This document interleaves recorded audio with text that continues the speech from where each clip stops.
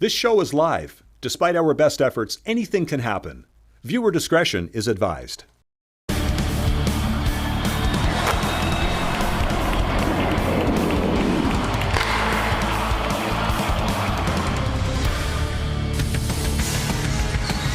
driving towards hardware time. It's medals on the line. We start things off with the bronze medal game, the Halifax Grammar Griffins and the CP Allen Cheetahs here at the Girls Division I Basketball Provincials. Welcome inside Citadel High Gym, and we are pleased to have Cecil Wright, Aiden Robertson, the entire Eastland Community TV crew here for us.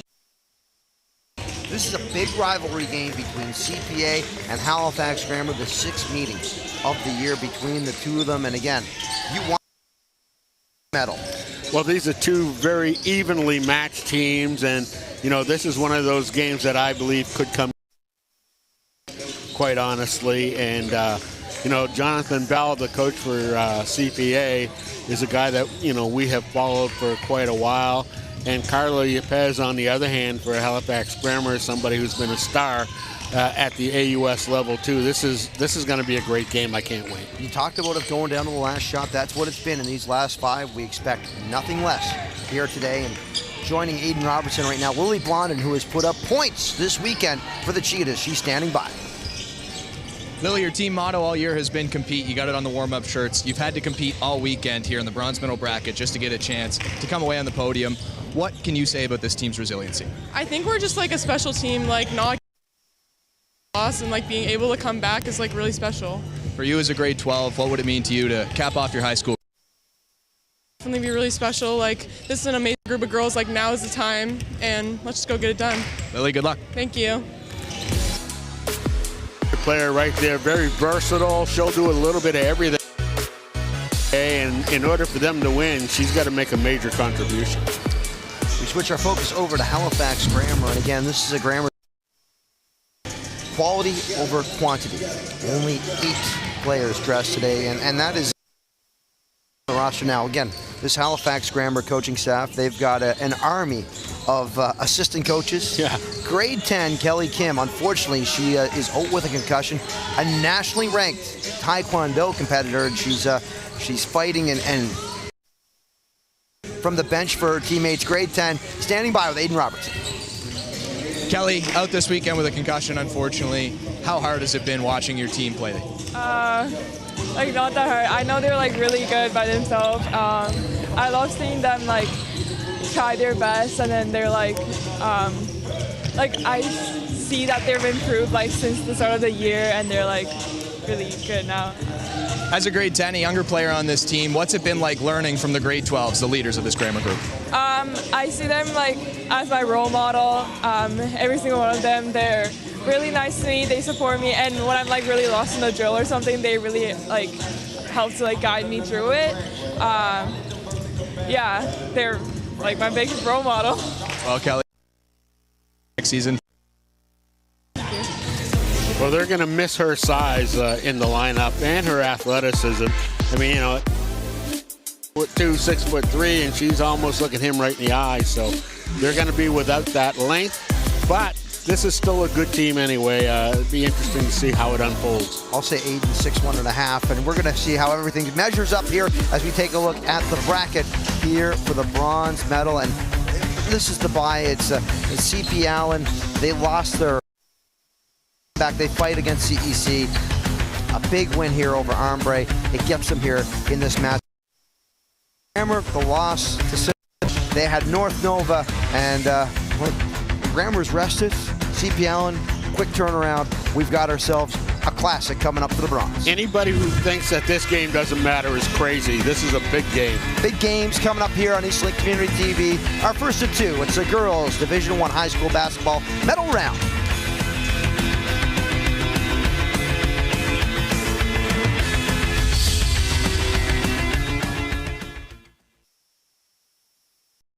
You're watching exclusive coverage of SSNS high school sports on the Maritime's #1 sports channel, Eastlink Community TV. Please visit eastlink.ca/local sports for our full schedule. I'm Lisa Drader Murphy for Women Now. Join me as I introduce some of the most inspiring Nova Scotian women that you're ever going to meet. Women Now, Tuesdays at 7 on Eastlink Community TV 10 and 610. Community TV is your home for local flavor. From hometown chefs to dinner party recipes, we're serving up classic dishes, bold stories, and fresh inspiration. Only on Eastlink Community TV. Eastlink Community TV programs are created and produced with the assistance and contribution of local volunteers. For information on how to become a volunteer at Eastlink Community TV, please visit eastlink.ca/volunteertv. The snow is melting away as the action is hot inside Citadel High. We're ready to throw it into the hot corner. Aiden Robertson, what do you got for us with our coaches' thoughts? Well, guys, a big game. Obviously, we've got girls trying to complete their high school careers with a spot on the podium. And talking to John Bell for the CPA Cheetahs earlier today, he said it's been an absolute grind of a weekend. They lost their first one to this Grammar team. Since then, they've had to grind their way back. He's really liked their play, and he says they just got to do it one more time. On the other side, Carla Yepez and the Grammar Griffins, she said there's not much to be said at this point. She's preached rebounding, defense all year. She needs her team to go out there, stick to their game plan, and win one more time. Guys, is the CP Allen starting five. Jim Umbercat, Gabriella Farron, Ruhi Choi, Kaylin Kalbeck, and Lily Blondin, the starting five for the Cheetahs. The starting five here for Halifax Grammar: Molly Sankton, Maddie White, Ella Hoyt, Peyton Phillips, and Abby Sankton.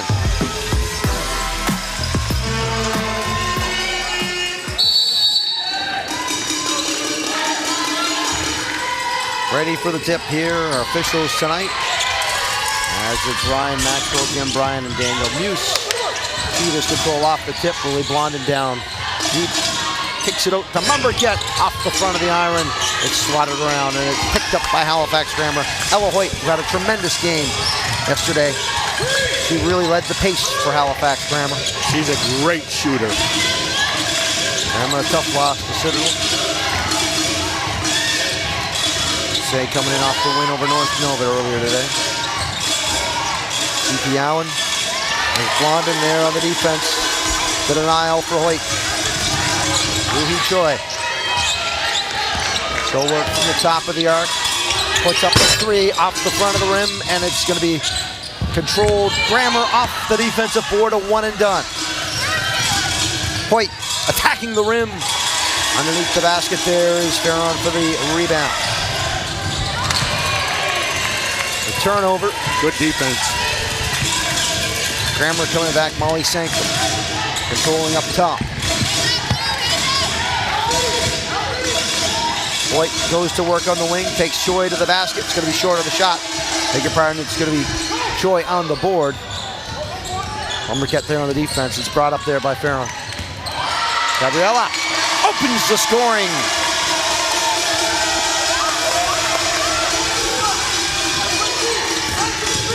No secrets here between the two. Sixth meeting of the year. They know each other extremely well, and I expect Farron to take a lot of shots today. And it's going to be a jump ball going to Grammar.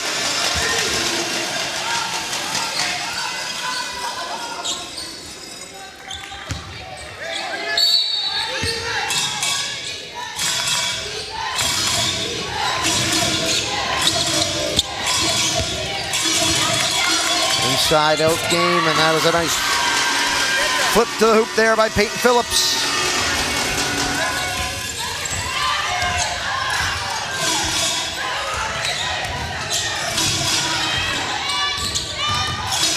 Ruhi inside. That's a nice pass. Lily Blondin able to finish. Troy on the assist. Well, they're going to need a lot more of that. Ella Hoyt the other way, turns the ball over. Mumbercat on the defense. Out on that wing.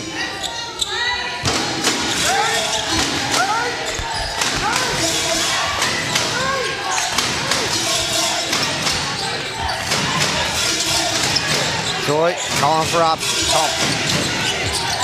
Louis, the crossover. Wow.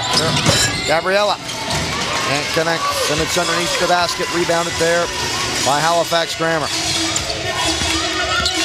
That shot was from way downtown. Sankton, a nice pass underneath on the weak side of the board, and it's going to the Cheetah ball.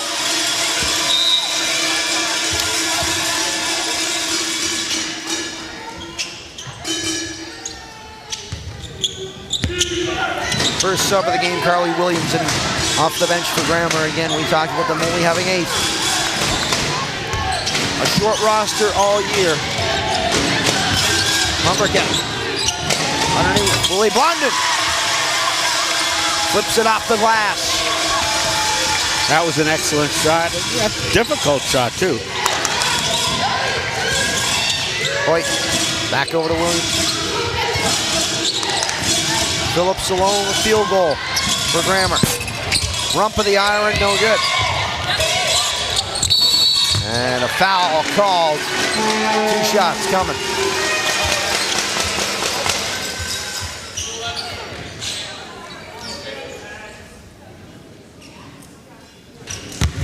Kaylin Kalbeck.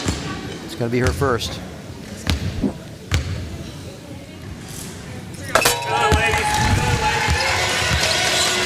We're looking to see they say she got her on the head.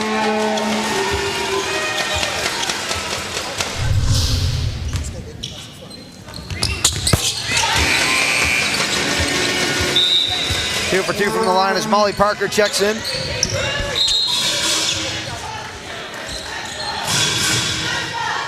Grade 10 forward.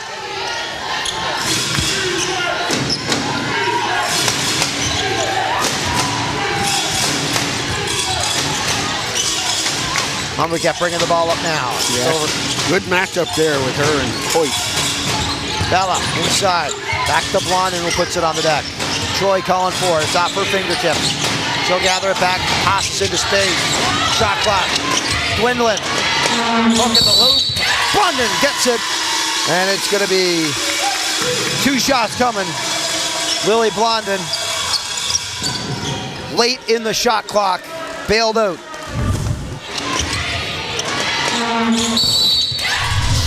I think they called that foul on Williams.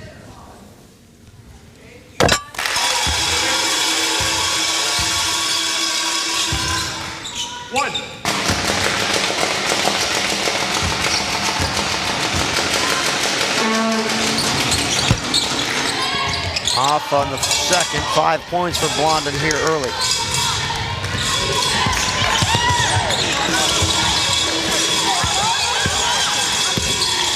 Williams, who's passed over to Molly Sankton.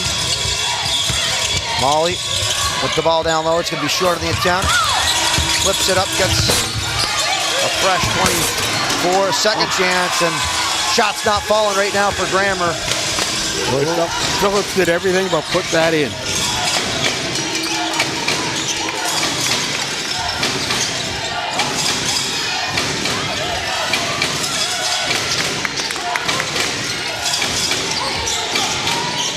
Fell off the screen. And it's going to be a foul, top of the arc. That's going on Carly Williams, and you're saying that is her second? That it is, as we see some of the Armbre Ospreys. Down the wing, going to be finished by Lily Blondin. Williams, top rebound there, gets it up to Molly Sankton, and it's pushed up to Maddie White. Williams again, a great 10-point guard, and this ball turned over. Blondin, steal, drive, and the bucket. Well, I said that she was probably their most versatile player. That's a good example of what I mean. Shot for Green. Ella Hoyt.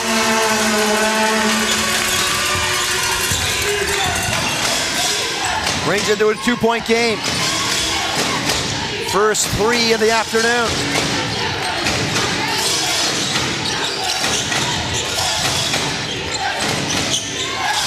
Blondin to answer. Back of the rim.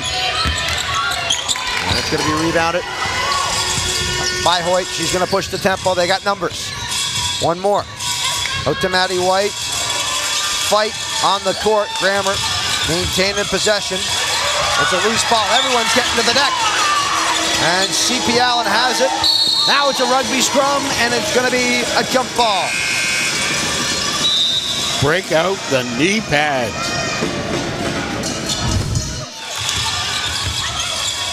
There you see the ball on the floor. There's 2 cheetahs after it. 3 of Grammar School players. Man, oh man, that's physical. Jordan Anderson, Taylor Callback checks into the game. As Anderson with it off the weave, gets it down. And the callback's hand. The bounce pass. Short on the attempt. Taylor fighting for the ball. It's going to be a jump ball here. As right into it.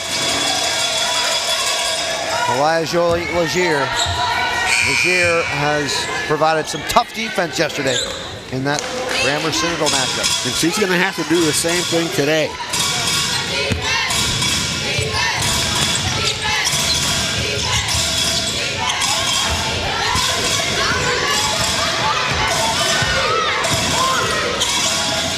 White, they work from the elbow. Legier takes the skimmer away off the window and in. Right in the heart of the square. Made a nice ball fake and then drove the lane. Pretty. Ruhi. It's going to go out for a hip. It's going to be Grammar ball. Well, one thing that neither team can afford is a whole bevy of turnovers here, Mounts. And this could well be the team that turns the ball over least wins this game.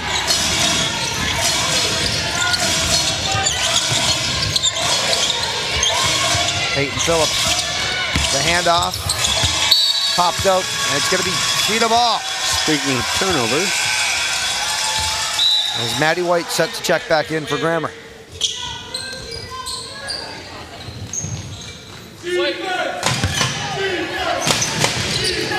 Three to go, 9-9 the score, and it's exactly as advertised.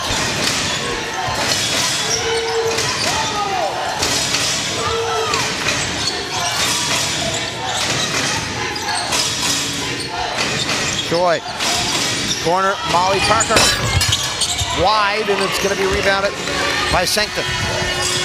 good job so far by Grammar on the board. Fighting off the screen, Ella Hoyt. Nice dribble. Inside, Abby Sankton. Gets her on board, goes up, and two shots coming her way.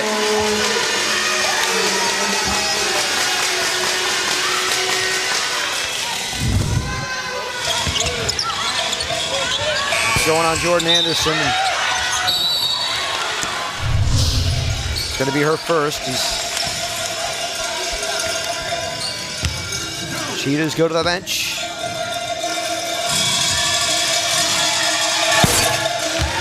Sankton good on the first.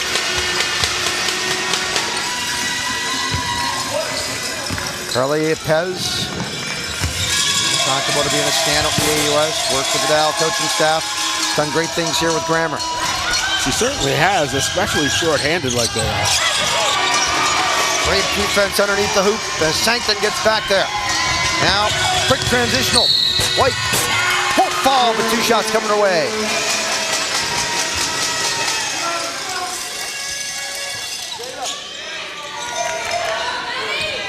That's going to be the first on Lily Blondin.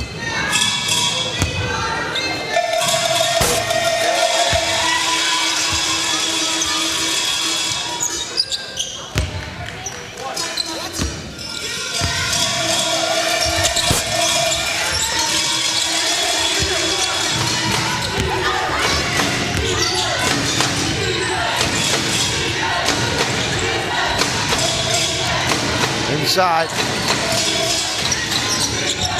Nice fake. Short, and it's rebounded underneath the jump ball.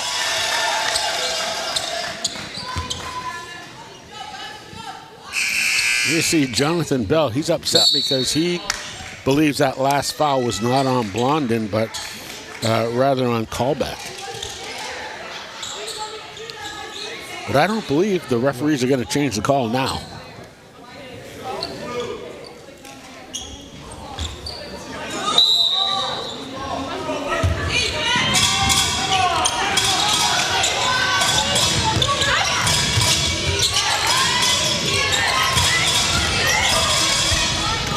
Moving forward, Legier.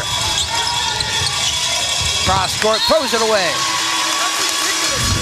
Right into the hands of my good friend Seth Dawson as he tries to glove save it. So you have good hands? Seth? Well, I'll say this, his daughter Carmen had better hands with the Riverview Ravens as they came away with the win just as we went to air. Oh, you had to get that in, didn't you? The three, no good, and rebound it there. You were sitting here rooting for him, weren't you? We were getting our catering real quick. The lob over to the outstretched hand of Ella Hoyt.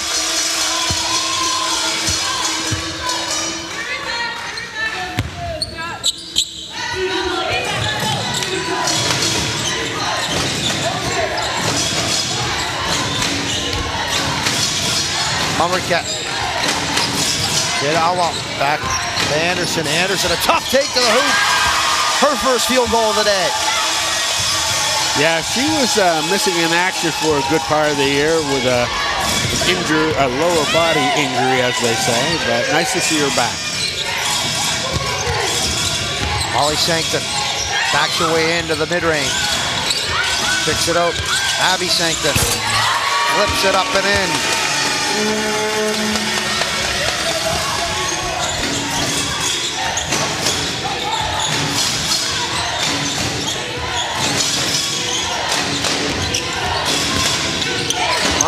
And it's off the fingertips of Blondin. Ruhi Joy to check back in now for CPA. Nice pass by Mumbercat. Might have been just a little hard, but still you'd expect a player of Blondin's stature to reel that in.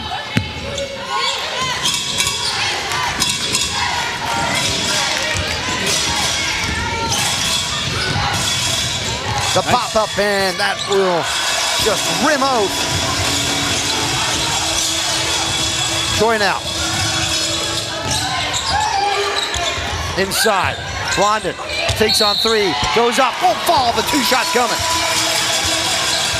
They know how to get the ball inside to her, and as I said, she's going to have to do a little bit of everything, and that includes being an inside scoring threat.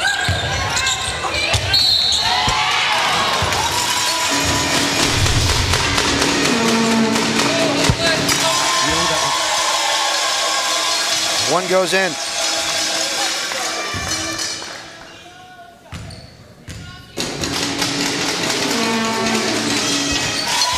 And the second.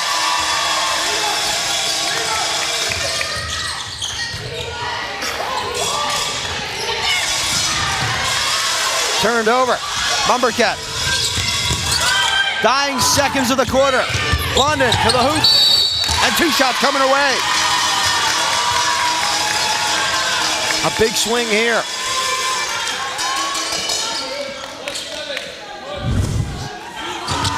And Lozier is getting called a foul.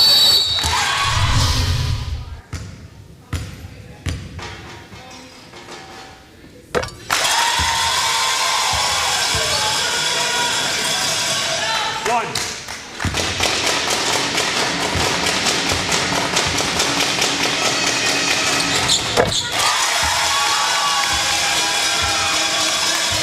5 for 5 from the line. Takes us to the end of the first quarter. The Cheetahs up 15-12. Here in the bronze medal game. Troy, and it has been a steady day of Lily Blondin.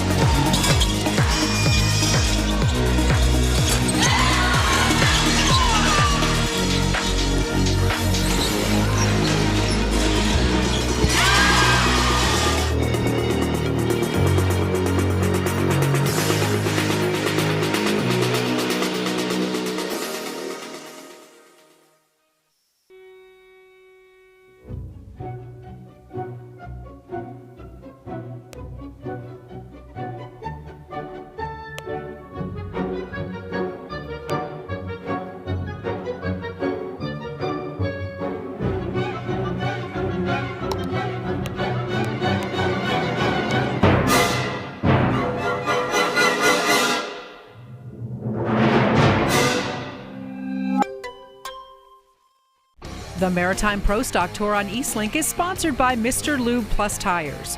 No appointment needed. Saturdays are heating up on Eastlink Community TV. Maritime Pro Stock Racing, where raw power meets maritime pride. This is a great race. The 11V to the outside. Ashton Tucker to the inside into turn number 4. By a wheel, he's to the door of the 54. Jared Butcher's got company. Maritime Pro Stock, every Saturday at 1 p.m. on Eastlink Community TV, channels 10 and 610. Our first quarter Eastlink player profile, Brooke Vardy from the CPA Cheetahs. She's in grade 12. Her favorite team, the Oklahoma City Thunder. Her favorite player, Shai Gilgeous-Alexander. Her favorite food is steak. And her future goals, to become a doctor. Guys. Now that is a favorite food, steak. Not a pickle, but a steak. Are you telling me you'd rather have a pickle over steak? How do you like it done? It depends. Usually medium well. Medium well. That's right. Medium rare. Ugh. You mean with blood and stuff? Yes. I do. I like it really chewy. How about goal to become a doctor? I admire that. Hello. Kicked over. Almost. Ruhi. Going to work into the elbow. Humbercat for 3. Short. And it's going to go to bounce.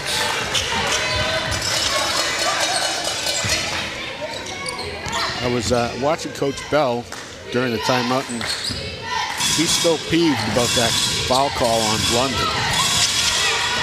Well, so far, she has 11 of your 15 points. You need to make sure C stays out of foul trouble. Got to protect her. Nice rebound. Although, nice rebound, nice putback. Ella Hoyt continuing her scoring ways on the weekend. Bring the Griffins to within 1. Troy inside. Kicko. Bella down the baseline. Won't foul. And it's rebounded there. Again, another one and done. Of course, by the Grammar defense.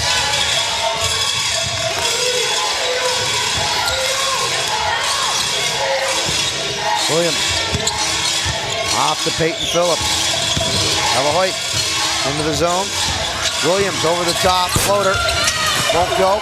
Tough rebound. Jada Awal. Both teams doing a great job on the glass. Jada. Wide open for 3. First 3 falls. Braun hits for the Cheetahs. And a travel called. Maddie White caught in dangerous territory. What a pass. There's the 3. She's a really good shooter anyway. I'm surprised she's only had a couple shots so far.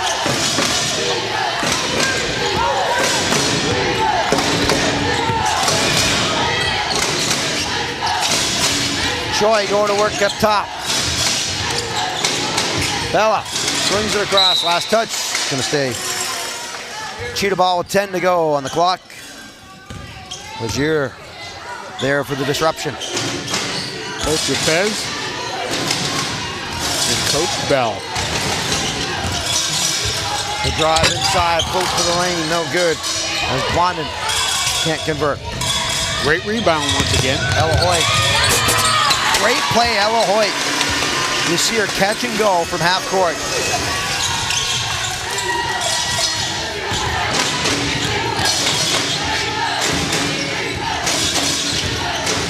Choi inside, floater. Ah, just a little too much.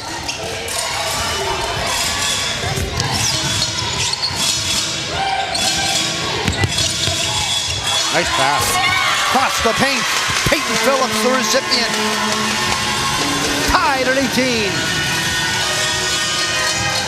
Did I not say that this would come down to the last shot? Down the lane goes Lily Blondin. 4th field goal of the game. I got her 13 points already. Outside shot. Won't fall for Williams. The putback does so. And once again, under the hoop, Peyton Phillips going to work. That's just because she was bigger and stronger.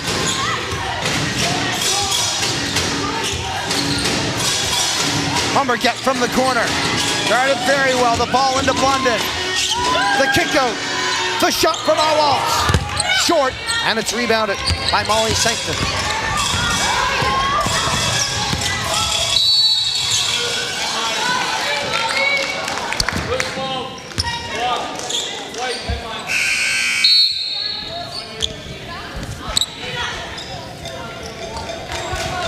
Lily Jodry, Nell Jodry, not as well. Jordan Anderson checking back into the game here for CPA. Tied at 20. White, good for three. Her second three of the day.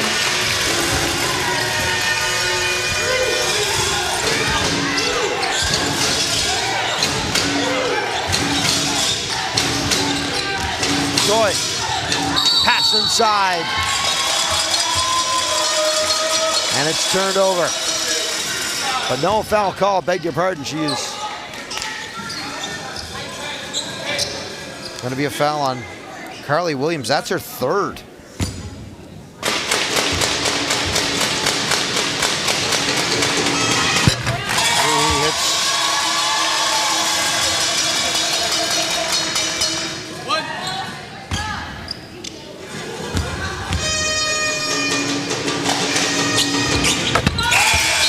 Both. As Abby Sancton checks in. Williams in foul trouble.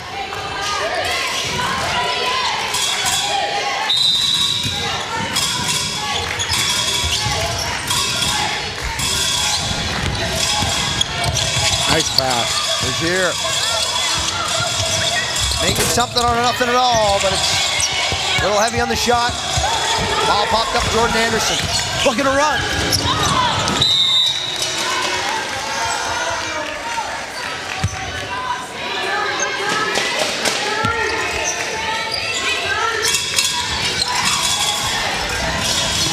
White working on Joy. The spin short on the attempt. Anderson fights hard for the board. Ball comes loose. Lazier goes up with it. Counted and the foul.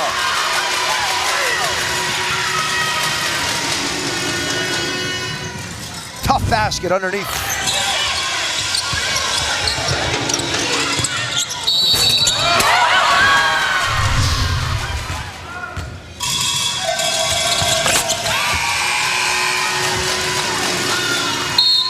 .25-22, Cheetah's gonna take a timeout. First timeout of the day to get ourselves into the huddles.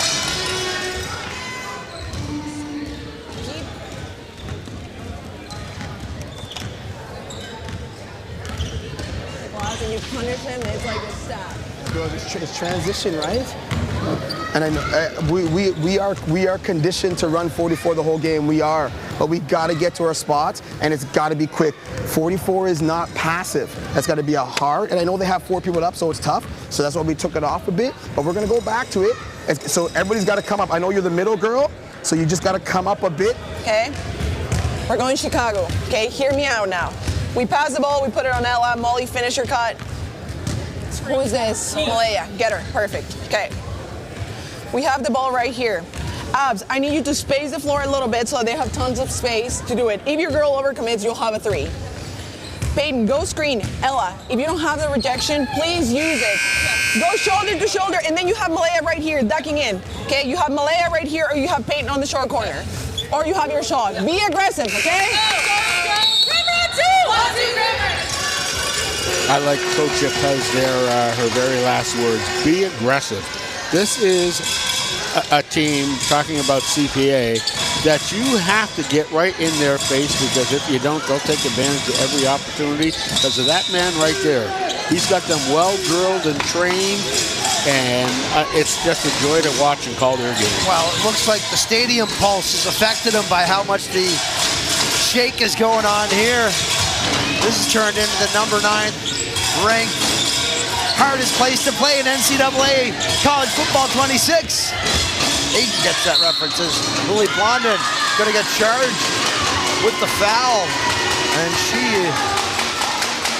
favoring the eye.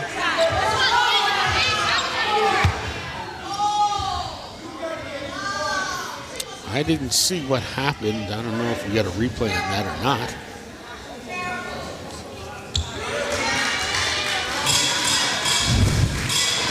Here we go. Oh, yeah, she got whacked. She got whacked right in the right eye. So Molly Parker checks into the game.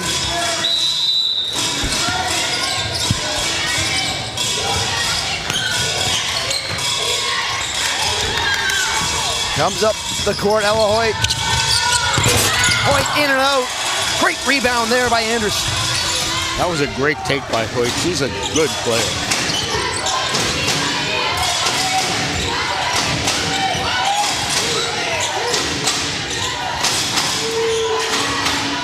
Shot for three, short. And it's rebounded, Abby Sankton. Grammar School has really done a tremendous job rebounding the ball. And right now with Lily Blondin on the bench, it's an opportunity for Grammar to use their size. Underneath. Oh, that comes away with it. Coach Yepez thought there was some contact on that play.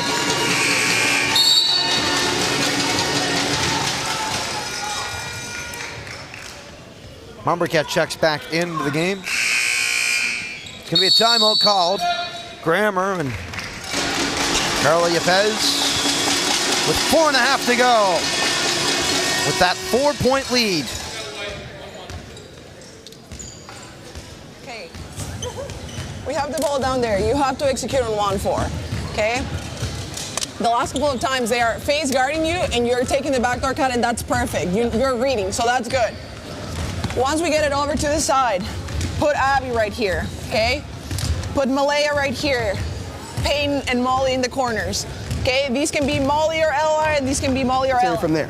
You don't have to, because then they get in transition. That's where the issue is. We can't let that happen because then they're just playing advantage basketball. All right? So let her catch it, and then you just D up and pressure her. Mosquito. Everybody's got to be mosquito on every catch. You can't catch it, and her hands can't be here. They got to be jabbing. They got to be up, making everything difficult. Because Ella's standing at the top of the key going like this, calling plays out. You can't. You got to pressure.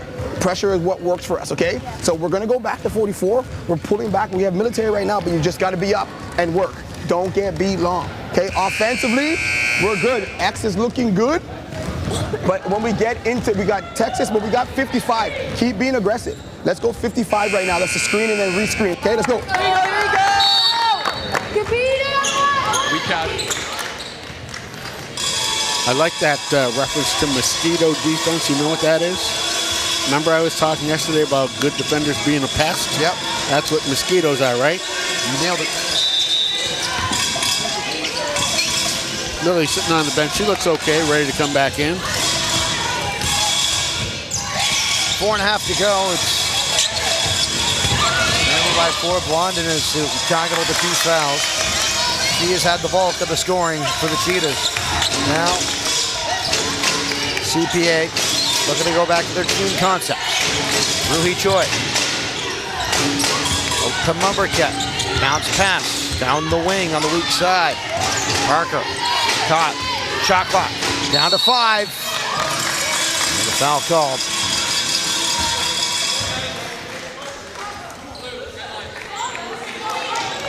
That's on Abby Sankton. That's going to be your second.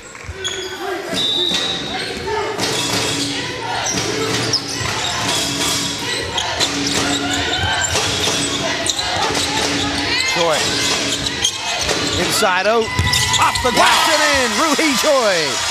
What a move by Choi. Cuts the lead to 2. Hoyt. With Anderson on her. Abby Sankton. Cross court. Inside Legier going to work. Oh, tough basket. See her get the defender off her. Well, first of all, it was a great entry pass to her right where she wanted it. Made it easy to complete the play. Choi from the wing for 3. 2 bounces won't go. Cheetahs the offensive board. And a smothering defense there by Grammar. They bring it out. Another 3 launch. And the shots just not falling. Good box out by Legier.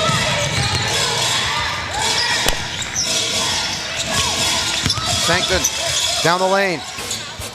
Nice touch with the right hand.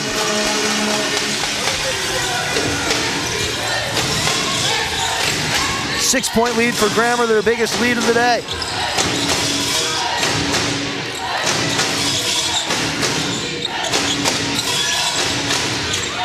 The pop to Choi. Ruhi, the attack. Loses the ball. Saved there. Shot clock dwindling, and it's a shot clock violation. I don't know, but I thought that previous shot attempt hit the rim.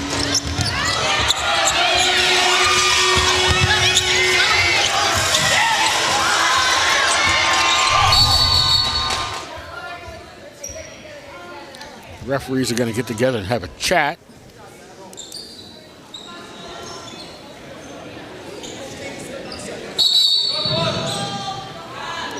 And they're going to stick with the shot clock violation.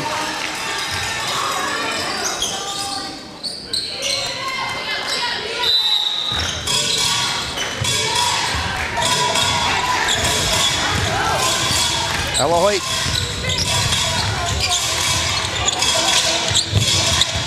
Sankton.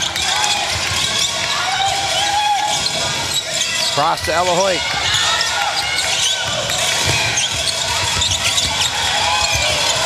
Spin. Off the glass. Parker the board. Pushing it up.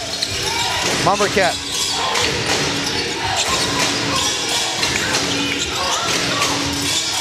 Choi. Grammar going big. Hook.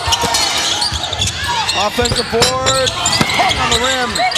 It's a fight underneath, and it'll be a jump ball.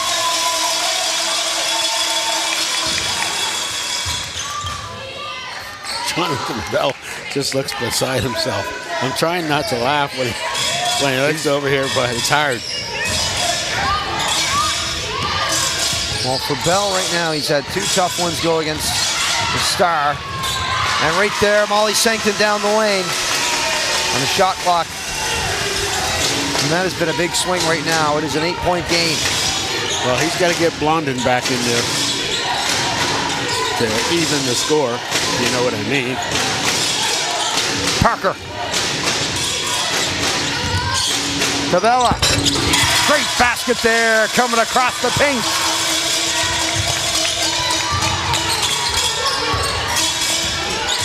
Choi gambles for it. Looking for help recovery. On the wing for three. Over the top. Rebounded there by Molly Parker. Mumbercat inside.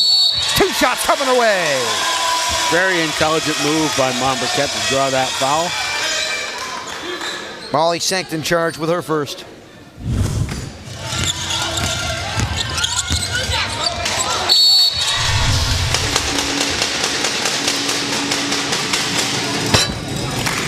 Miss.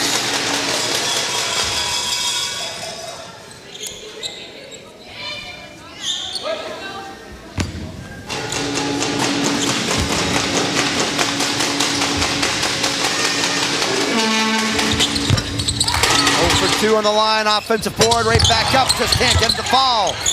But the Cheetahs, a fresh chance for 3 over the top. Final possession here, the first half. In a 6-point game. Elohoit to the hoop, gets it to go. 12 points for her here in this half. She's having a great game. And it's 34-26 at the break. Take a look at our Eastlink play of the half. Well, she's sitting on the bench right now, but Lily Blondin has been the key player for the Cheetahs, and I imagine we'll see her start in the second half.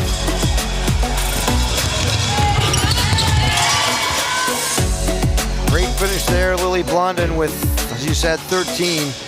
Aiden Robertson standing by with John Bell.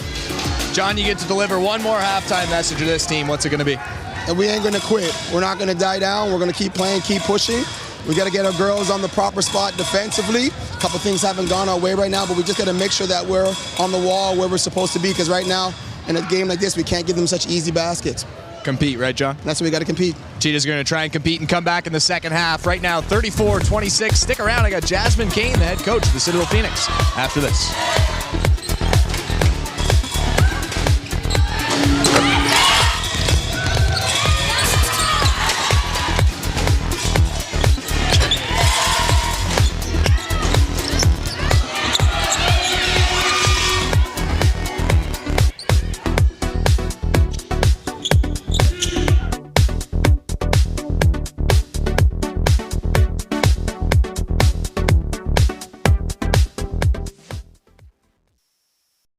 You're watching exclusive coverage of SSNS high school sports on the Maritime's #1 sports channel, Eastlink Community TV.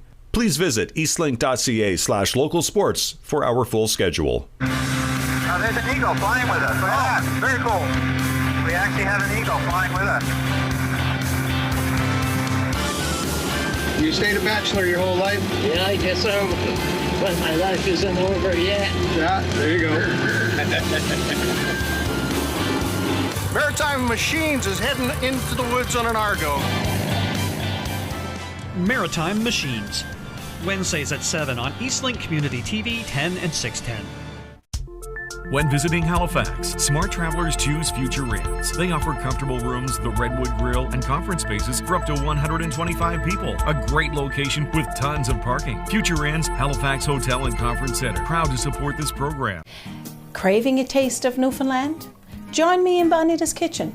We're dishing up healthy, homemade meals. They'll make you feel right at home. Make yourself a cup of tea, sit back, and enjoy. Drop the spoon, delicious. But just look, how delicious is this?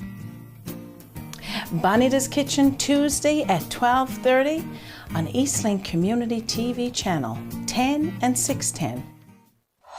Hi, my name's Brandon Liston, and I want to be Prime Minister when I grow up. Find the ability in disability. See the difference? Be the difference. Go to easterseals.ns.ca. Change a life today. Eastlink Community TV programs are created and produced with the assistance and contribution of local volunteers. For information on how to become a volunteer at Eastlink Community TV, please visit eastlink.ca/volunteer-TV.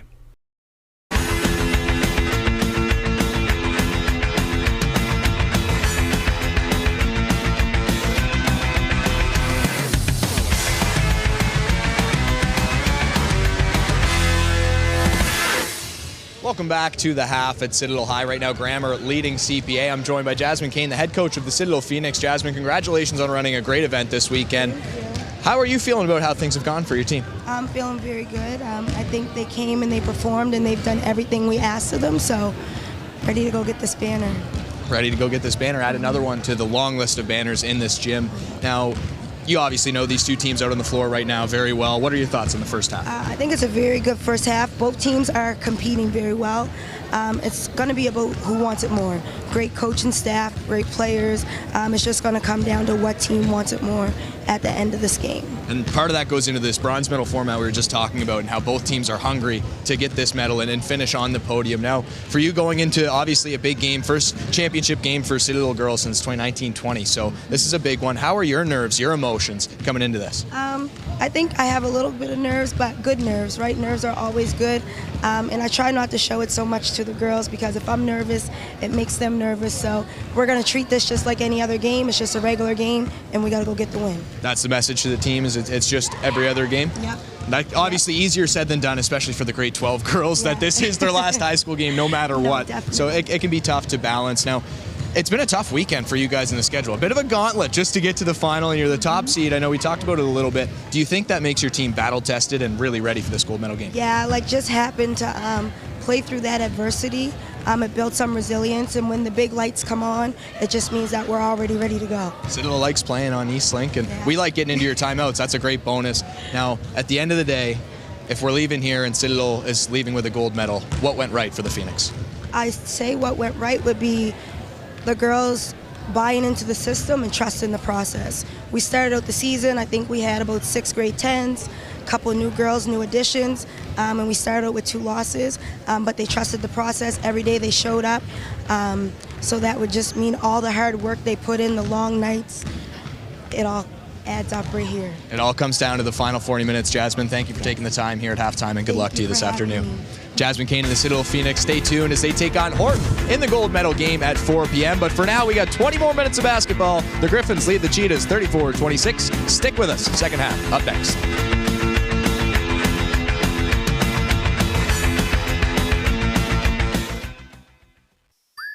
For advertising opportunities on Eastlink Community TV, please email eastlinkTVads@eastlink.ca. When visiting Halifax, smart travelers choose Future Inns. They offer comfortable rooms, the Redwood Grill, and conference spaces for up to 125 people. A great location with tons of parking. Future Inns, Halifax Hotel and Conference Center. Proud to support this program. What is it? It's an Eero. What does it do? You know, the Wi-Fi. They guarantee the Wi-Fi will work all over the house. Who's they? So, how does it work? Well, they give you as many as you need for free. You don't even know, do you? No. For whole home Wi-Fi at the speed you paid for, guaranteed. Stats from the first half here as we take a look at Scramber. 24 to the 34 points coming. That's inside the key. That's the difference. That's right. The key, not the paint. Not the paints, because there is no paint on that floor right now, but they are dominating in that spot. And free throws, 7 to 10. That is one of the things that is keeping CP Allen in this right now. As we take a look at our highlights from the first half.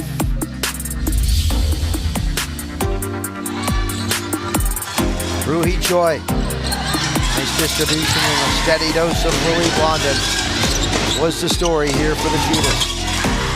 Well, she's got a superb post game. She's tremendous inside. And there you see she's got a pretty good handle, too, for a post player. On the outside shooting, 2 threes from Ella Hoyt. And some big rebounds. Hoyt really showing why she's one of the big leaders of this team. Well, I don't know if they have an all-star team for this tournament, but if they do, Hoyt's got to be on it. Tough take there, Jordan Anderson. And again, Blondin going to work underneath, but when she was on the bench, sorely missed. That's a tough basket there by Legier. Rowie Choi, that really surprised me right there. Usually she looks to make the pass. Over to Aiden Robertson, joined with Carla Yepez. Carla, that's the last time you get to deliver a halftime message to this group. What was it, and how do you make sure this team digs in for the last 20? We talk about the things that we're doing well. We thought we'd talk about the things that we need to correct, but more than anything, I think we're playing with a lot of effort, and I think they're being really tough. So just like continuing that for the next 20 minutes will be the key for us. Last 20 minutes of the season. Enjoy. Good luck. Thank you. Carla Yepez got a great personality. I just love her. And she's got a real good group of assistant coaches, too. Some very accomplished players. 34-26, Grammer the 8-point lead. Legier with 6, Hoyt with 12, Peyton Phillips with 8. On the other side, it's Lily Blondin 15, Ruhi Choi with 4. They're on with 7. And here we go.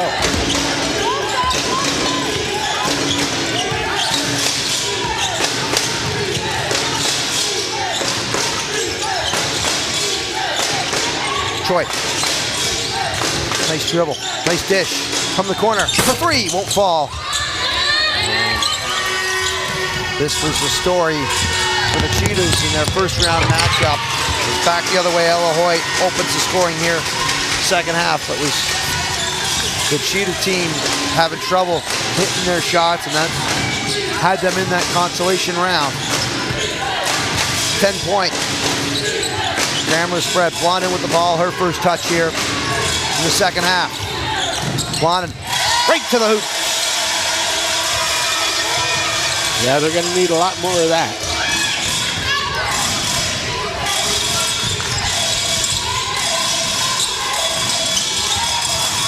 Hoyt, cross half to Sancton.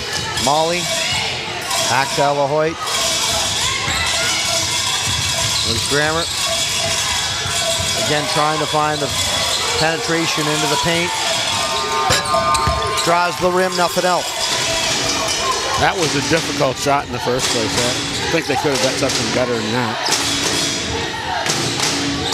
Rui from the wing.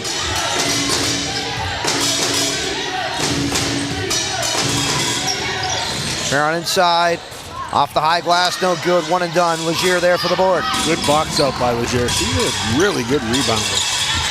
All back. Again, having some troubles in the block.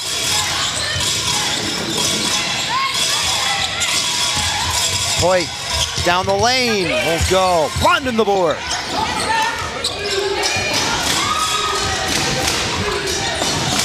Choi through one, through two. Can't find the angle to the rim. And a jump ball. Callback gets tied up there with Sancton.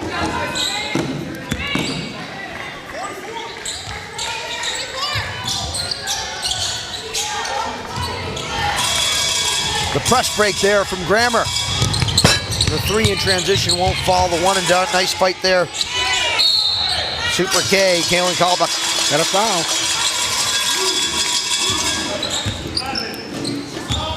Kaylin going to get called for the foul. That's going to be her second. Yeah, the referee said she threw an elbow.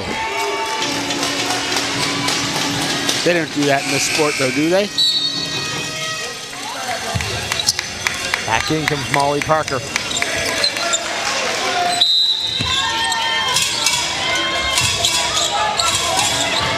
Phillips. Hoyt for three. Wow.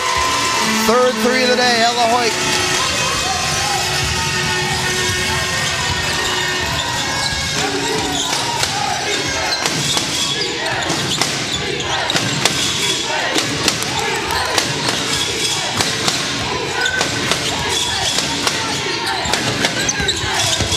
Drive inside.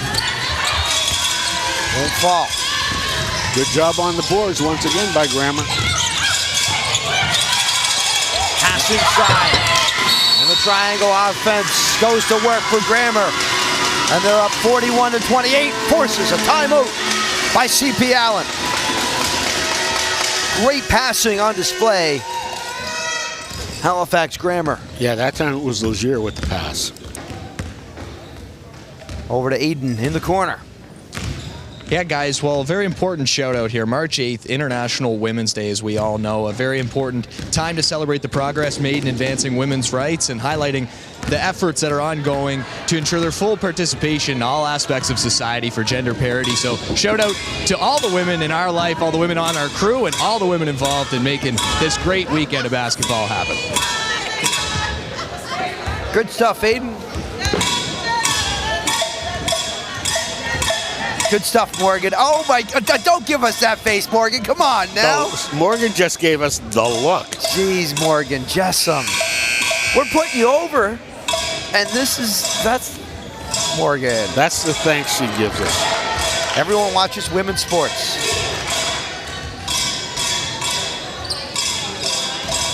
Shirt all around. Yes, sir. Now more than ever.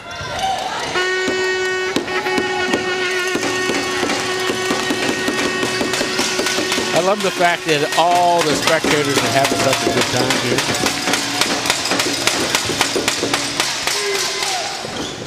What, you don't love that fact? I think it's been a great weekend. Shout out Lily doing stats for us. Next to us. That's right. Thank you, Lily. She is in the zone.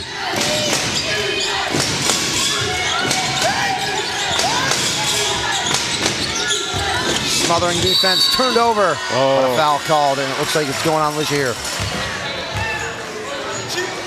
Gonna be her second.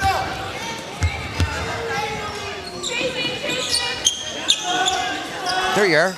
Hey, Lily. Show up.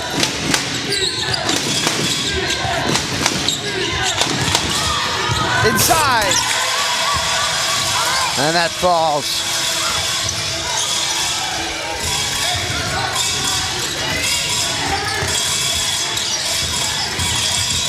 Molly Sancton from the mid-range.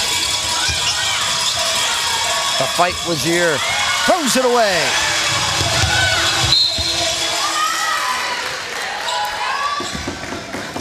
The Cheetahs, if they're going to make a move to get back in this game, they're going to have to do it now. And that means Blondin with the ball inside. Plenty of time. Short to Blondin up top of the arc. Put it on the court. Pass inside, and that is a quick third foul on Legier. As Abby Sancton comes off the bench. Yeah, and that's going to hurt Grammar School because she's been doing a very good job on the board.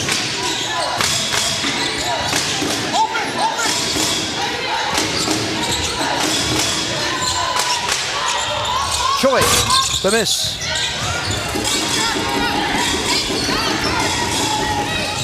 Alahoit's been the hot hand here in this the bronze medal game. Portland versus Sidrel coming up immediately following for the Provincial banner.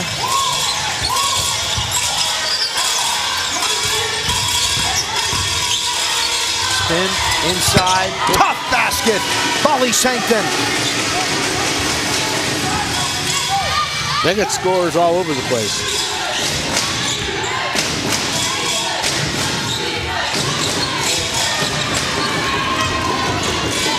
It was tipped. Molly Parker gets it back up.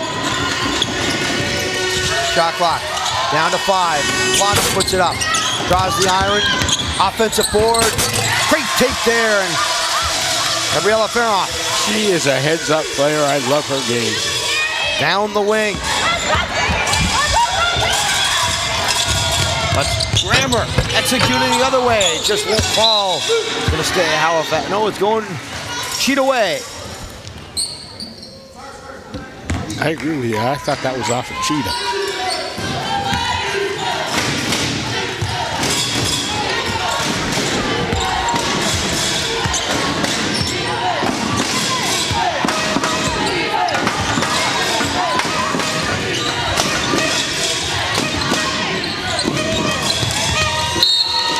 Knocked away. Right there, once again, Molly Sancton able to force the turnover. Marquette and Awalt check back in.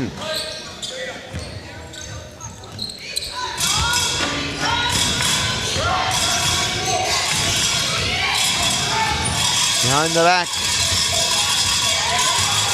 Bounce pass to the turnover. Now Sancton lays it in. Marquette gets the ball back. Giveth and taketh away. Heads up play. Sancton to the hoop. Won't fall. Batted around. Right back up with it. And that's going to be Lily Blondin stealing it.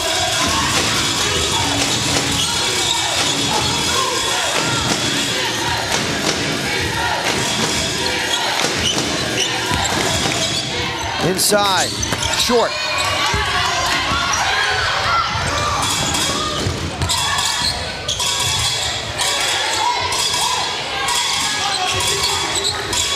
Watch out for Hoyt. Turnovers. Hoyt goes down the lane. Marquette.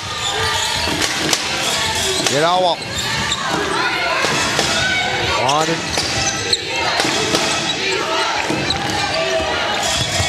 Outside. Bella for 3. Won't fall. The fight to get it back. It's off the fingertips of Marquette. And it'll be a jump ball.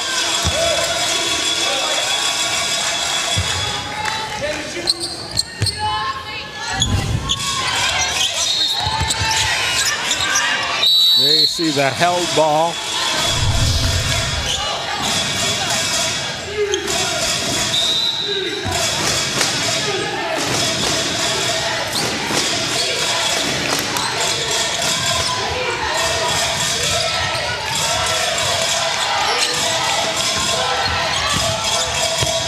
Bella to the hoop. That's a great take. She's got 11. And there's a lot more of that in her, let me tell you.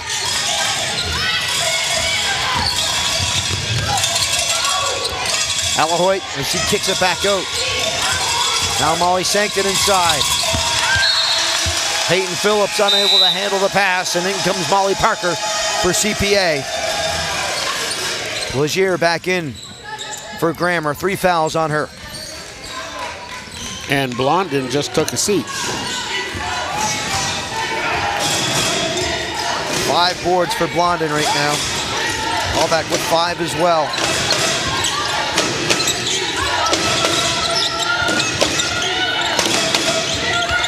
Grammer has been cleaning up on both sides as Ruhi Choi fires for 3. It's out of play. I was going to say that. I thought that shot was just a wee bit outside her range.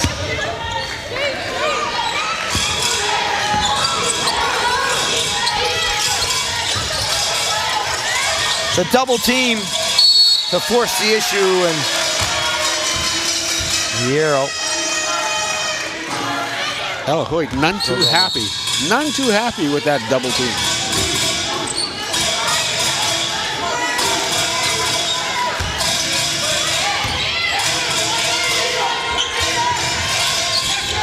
Sankton in the corner. Down the baseline. Legier. 1 dribble. Off the glass and in. That's been the bread and butter for Malaya Joy Legier. 8 points, 7 boards for her. Peyton Phillips as well with 7. 8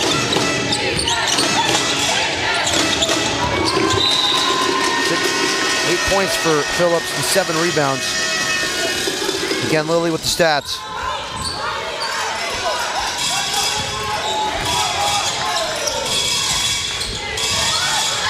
Turned over. Farron on the fast break. She'll lay it in.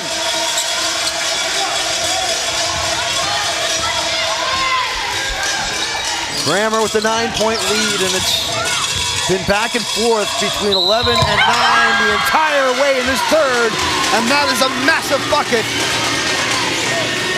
Malaya Joy Legier. The bucket and the harm. 10 points.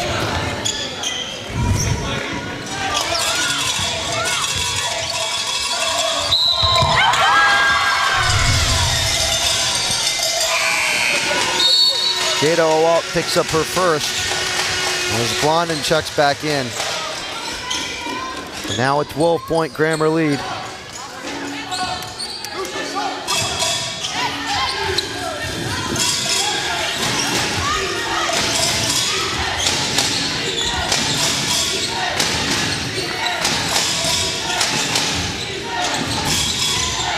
Blondin off the knee. Bella. Parker gets it to go. Good offensive position, offensive rebounding position for Parker.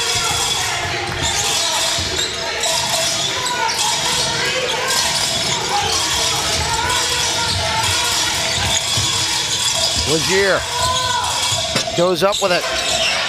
The fight as they go to the court. A jump ball. Arrow going to the Cheetahs.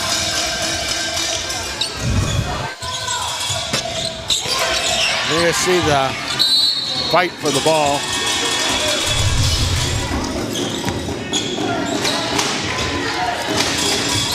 On a tough possession. An unforced error.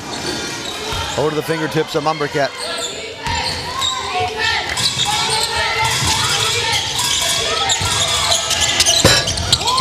White finished on the 3.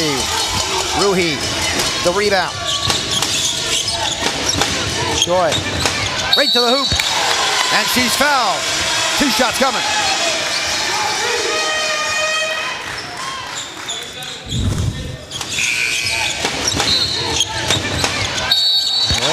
Algier picks up her 4th personal. Ruby Choi 2 for 2 from the line today.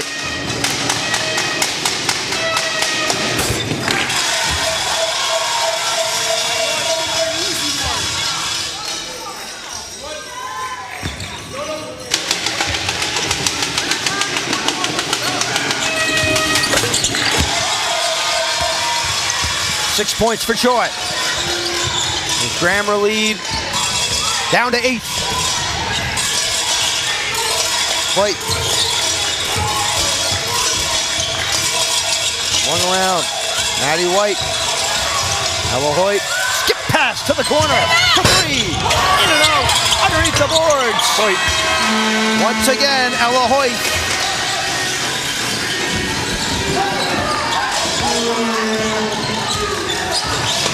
Ninth field goal of the game. Back up to 10. Blondin for 3. Back of the iron. Tries to chase it down. And another jump ball is going Grammar way.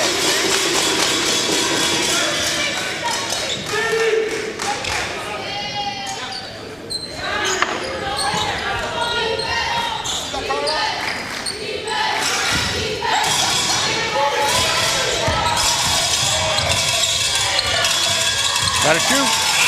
The steal, but wouldn't have counted if it went, but had the trajectory. Just slipped out like much of my putts. 50-40 the score. Grammar up by 10 as we head to winning time. 4th quarter coming up in the bronze medal contest.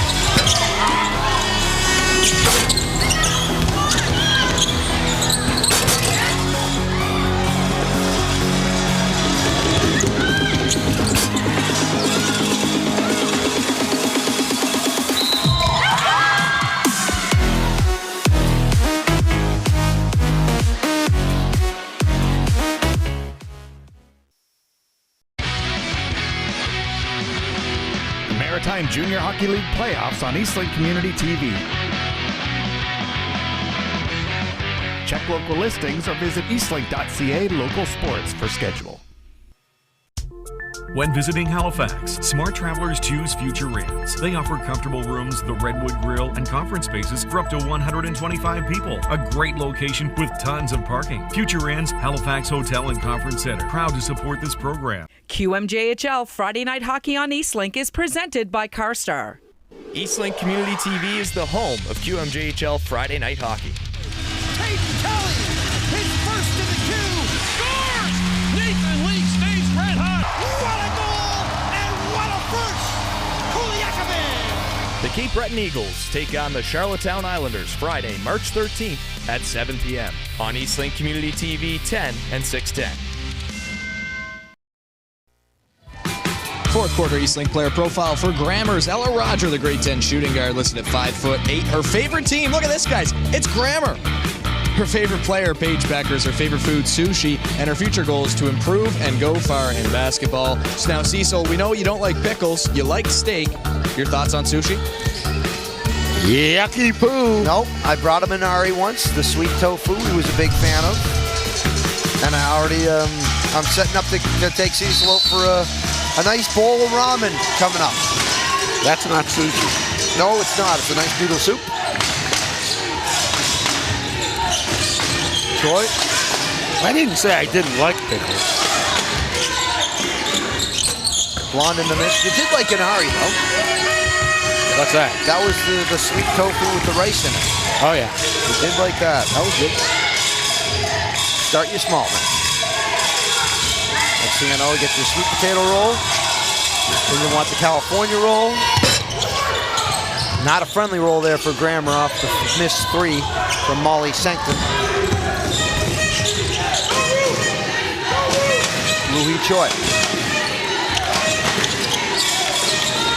Shot for 3, heavy, and that is a 1 and done. And once again, Grammar comes away with the ball, 9 to go.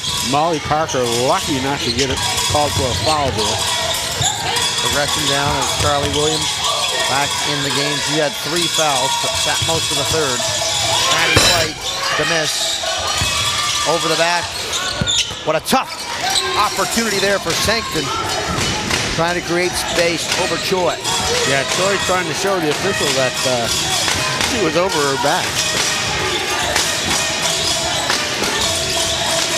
Choi to the hoop. Nice. Nice take again. We've seen that on the Ruhi a couple times today.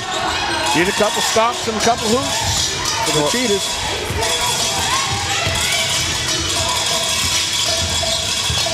Pass inside, short. Is going to be a attempt, but a foul called. That could be on Blondin.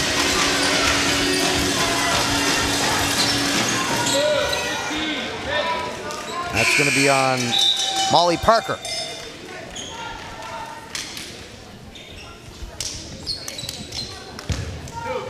Two shots here for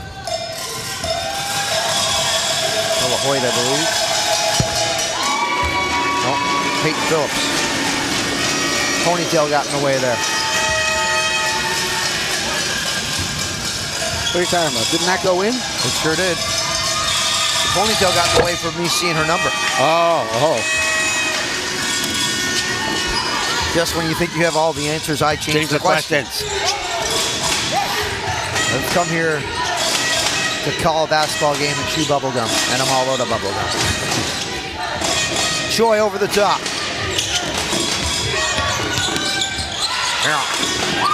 Oh, what a basket! 13 for Gabriella.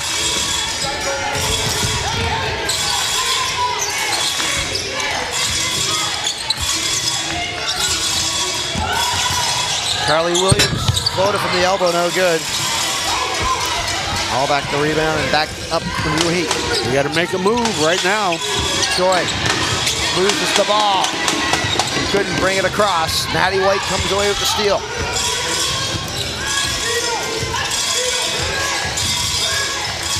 Working inside. Williams.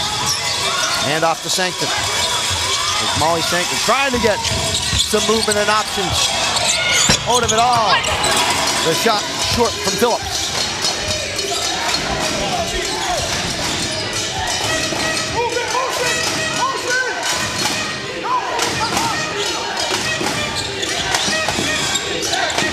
Anderson handoff Choi. An offensive foul called. That's on Blondin. That'll be her third.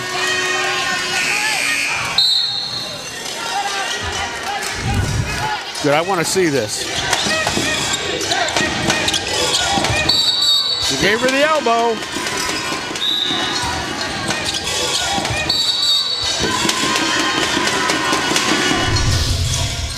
Grammer by 8. There's Carly Williams. Back to Ella Hoyt. And inside. Short. Great offensive board, Williams. The kick goes over the top. There's Maddie White. Now, they got to put Blondin down on the post and let her go to work.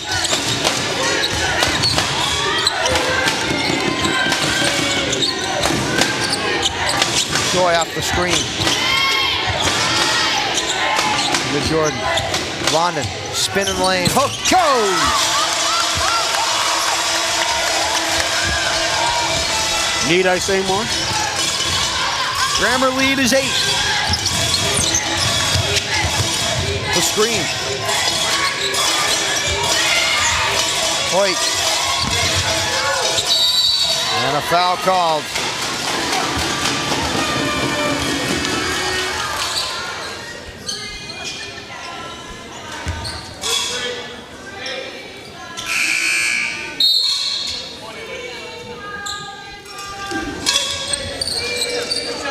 Do I hear somebody out there saying 3 blind mice? What's that all about? Gabrielle Ferrand gets her first. The lone voice. Expressing their right and opportunity to sing a song. It's a free country.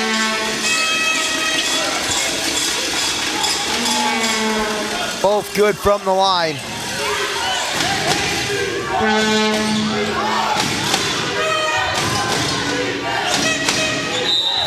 Why am I not surprised that the Cheaters have a play called X?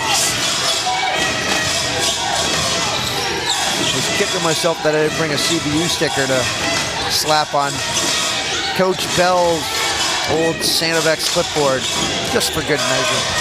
Yeah, that clipboard would have been broken into little tiny pieces. Could use a little orange and green. Underneath, through the fingertips. Alahoy coming away with it. Hoyt, get back to Abby Sanctum. Good defense by Farron. Abby to the hoop, and that's Gabriella keeping her in front of her. There's Blondin trying to be a good teammate, trying to make a nice pass. It's time for her to be a little bit selfish and try to take the ball to the hoop a little more. More again.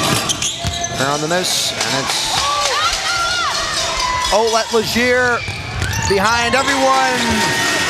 And that is going to force a timeout called by CPA.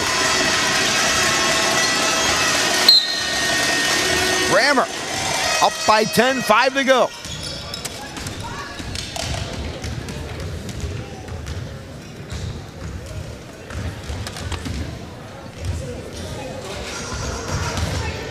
So the details, right? So Jay, you got to be there. If we're Reading, you have to be there, okay? And we got to move that ball quicker. This doesn't work. Penetrate the gap and see what you got. We don't want to stand there and freeze, okay? Move the ball, because Lucia was standing open for a long time. Bella was open for a long time. So swing that ball around. We got to get something on offense. It will happen. Defensively, you're doing a great. You guys be in the action. Have Malaya right here, okay? If they're clogging up the paint, set the screen first, go, and at the same time, drive opposite way. Set this first? I think we should be going at the same time. Okay, hold on. Yeah, I'll try to be there really both. Okay, hear me out for a sec. Get here, try to do what we are doing. Just show your bomb, that's fine. Stay on the floor, go, Ella, backdoor cut, and then to the top. Yeah, Grandma too! 1, 2, Grandma!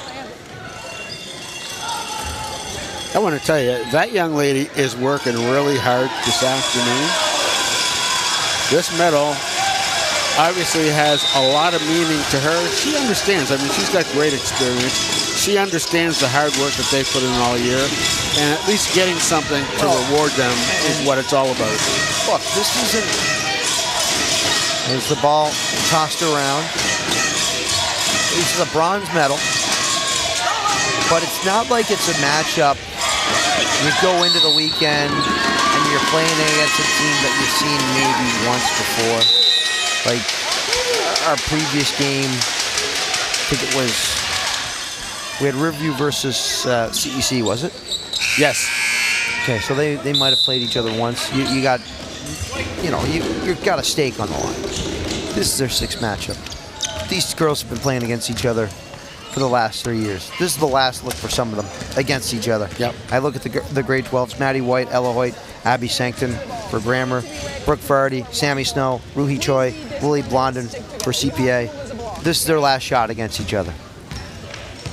Have the bigs right here, okay? Have the bigs right here, and then have our guards right here. Guards, goes to the screen for the bigs, and then you guys leave. Same thing, same principles, right? Goes to the screen for them, and then you guys are gone. And then you guys are... Let's compete. You have to say it and you gotta mean it. This is the time to dig in and get it done right now. Everything you have, you gotta go 44 proper. They're coming in with their press break, it doesn't matter. LB, remember you're up high so that they can't have that easy outlet. Everybody's just gotta dig in and go get the job done. Let's go, come on. There we go, that's better. Yes, that's better, ladies, let's go. Well, you see how much it means to him. And this is an accomplished basketball player who's won a national title before.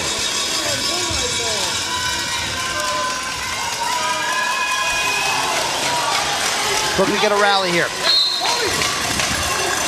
Grammer. Looking to just keep maintaining this pace. Starts with a turnover, stolen back, foul called. We'll see who it's against. That's on Legier. She's done.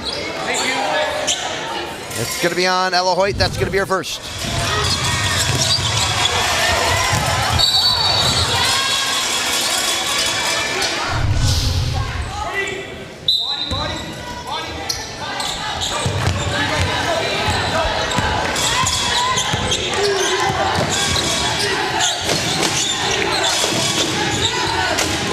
corner for three. To this.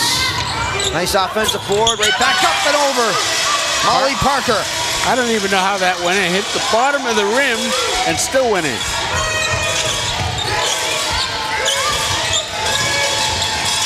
Sankton. Off to Ella Hoyt. Hoyt has been a scoring machine for Grammer tonight. Turned over. Farrellon gets the hand in it. Blondin back the other way. Down to the baseline. Gabriella hits for three. Rattles home, 5-point game, 3:40 to go. All of a sudden, we got a game. Trap in the corner. Saves Grammer ball. A good double team, though. Carly Williams back in.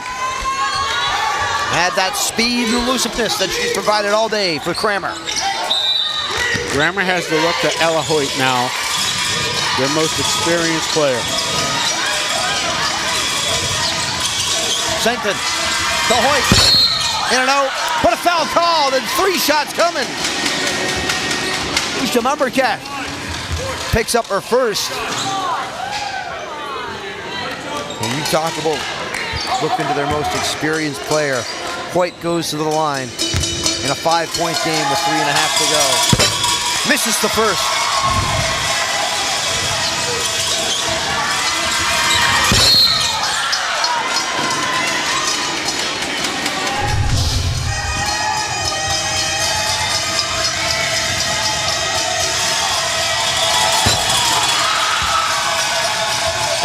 Ella Hoyt just all of a sudden lost it on her free throw stroke. That one was kind of did a 90-degree angle in mid-air.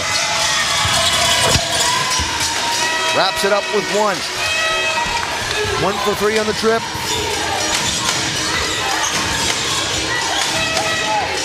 What did you say at the start of the game, Cecil?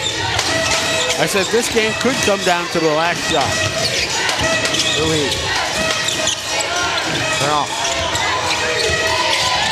Blondin. Harassed. Stolen away by Grammer.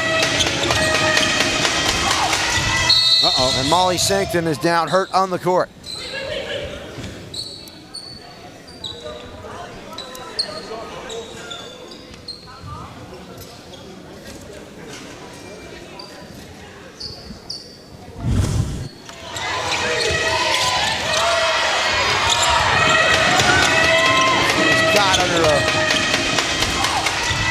Bodies.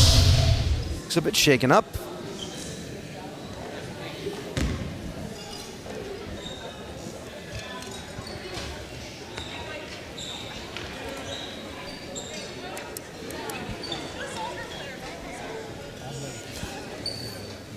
Did I just hear them tell her she's a soccer player? You're tougher than this? It's possible. They're helping out Molly, the assistants down there. There we have Citadel and Horton getting set. They're sitting a little too close to each other for comfort. To be fair, it's a packed gym. You don't have many options. Yeah, stand up. Jasmine Kane ready. Going with Aiden at halftime. It's going to be a fun one. Citadel Horton for the title. This year for the bronze. And for bragging rights, more importantly.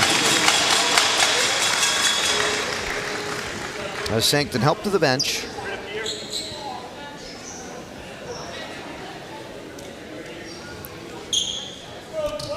Molly shaking up on that play. It looks Carly Williams.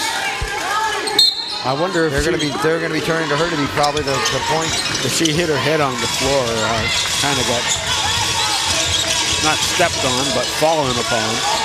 Williams with it inside, turned over for a brief second. Peyton Phillips gets it back.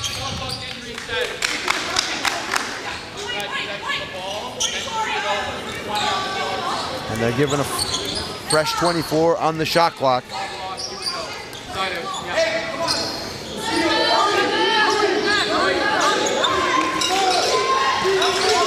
Remember I said that Coach Yepes was working hard tonight?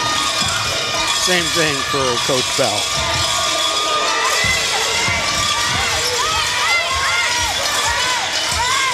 Hoyt from half court. The drive, nice the kick. pass. Williams off the back of the iron. Running. Mumbercat to Parker. Parker inside.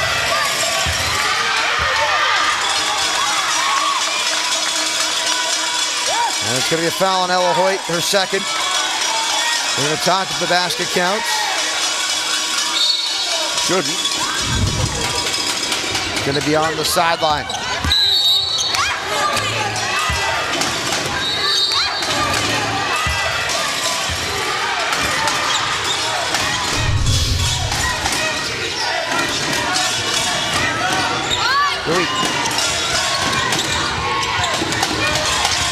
Bella inside, gets space, off the window, won't fall.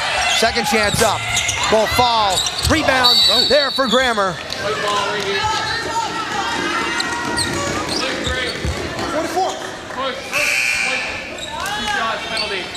Farron picks up her second, and it's going to be shots the rest of the way for Halifax Grammer. That's 5-2 foul?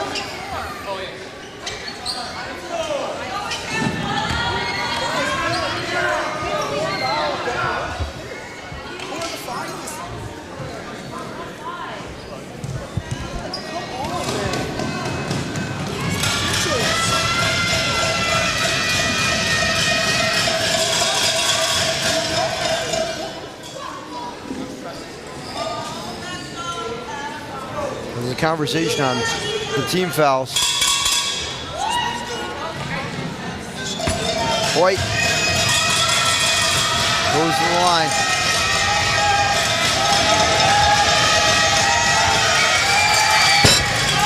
Another miss. She's been spectacular everywhere but.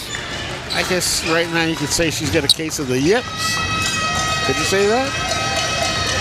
Let me hear you say it. 1 for 4. 1 for 5, but a violation.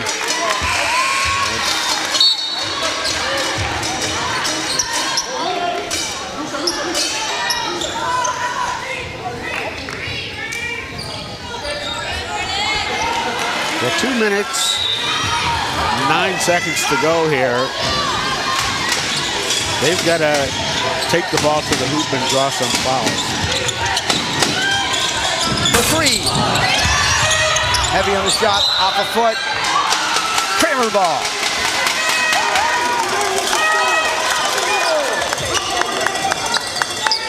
And CPA now has to press.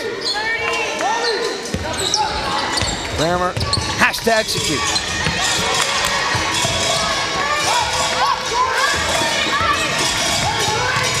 Ella Hoyt to bring it over the timeline. If I'm CP Allen right now, I follow Hoyt. Get her on the line. She hasn't hit anything. Stop the clock. Hoyt down the lane. Here's your foul. Yeah, but Anderson about 12 seconds went off the clock, though. Picks up her second, and Hoyt goes back to the free throw line.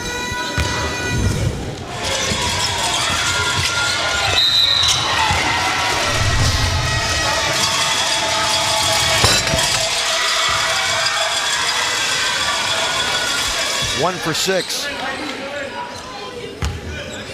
Oh, stats don't mean anything.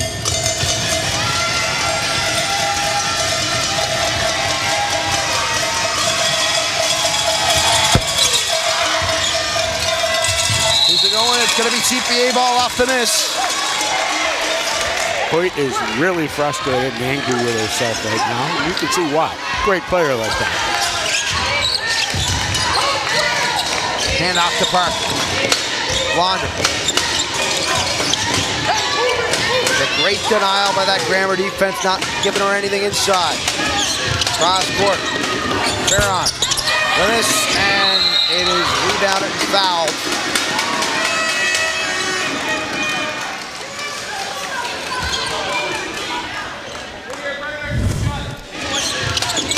Farron picks up her third. Again, this defense right now for Halifax Grammar has been stellar. It certainly has all day. First of all, they've done a great job controlling the boards, which I thought was going to be their first challenge. By having Blondin in a bit of a foul problem early in the first half has helped them out considerably. Well, that's the separation right now, and it's something that the old saying goes, you make hay while the sun shines.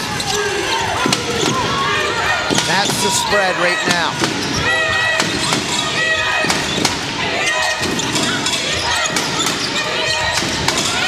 Troy with a minute left. Underneath, Blondin goes to work. There you go. Up the baseline, what a basket! A timeout called. Grammar will talk it over.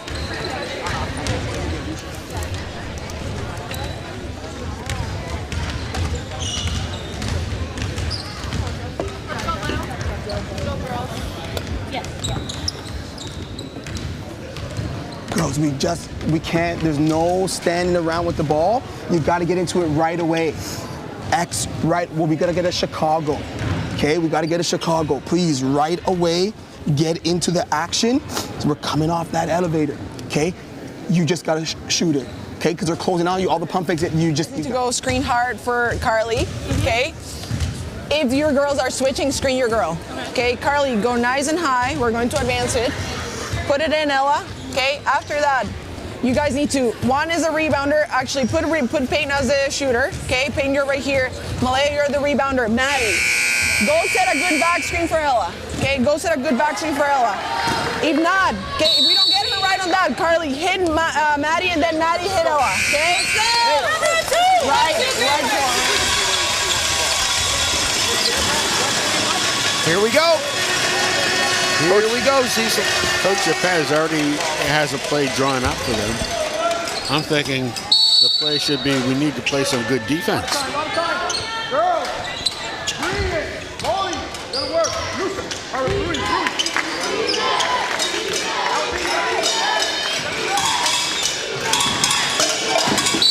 I'd also be using at least 10 seconds off the shot clock. Ball's in. He's here. Passes cross. Williams has to put it up. Shot clock violation, so the Cheetahs get it up. He's got a chance. They got to score here, and they got to score quickly.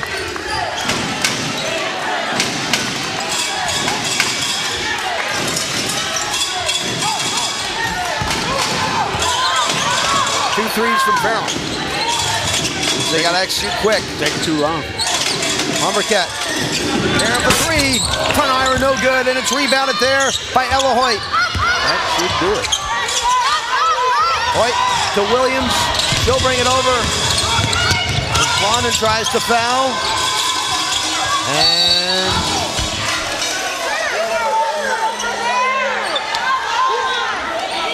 it's going to be a foul called on Choi.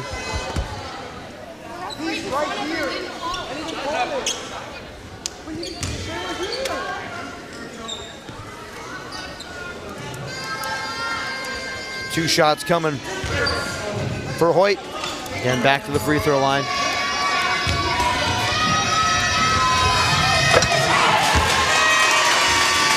Makes the first.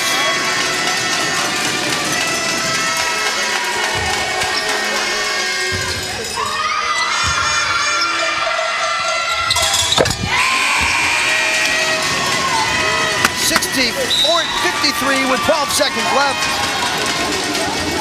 Grammar takes the timeout.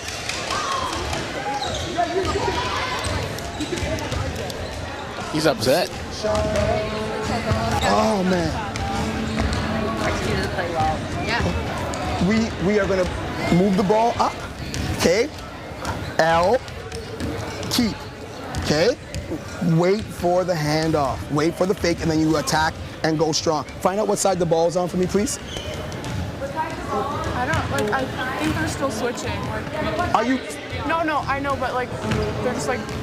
Do you want it or you don't No, want I it? do want Okay, so then that's what we're gonna run. Come over and ask them what team was that. I think we can choose. Let's take it on this side right here then. Okay? On this side.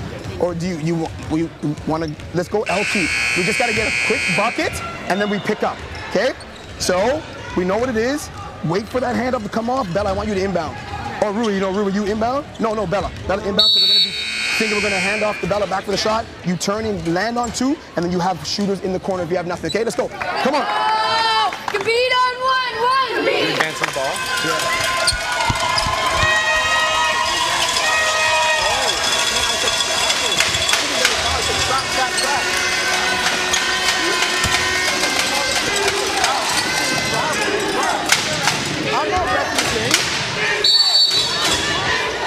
Held inbound.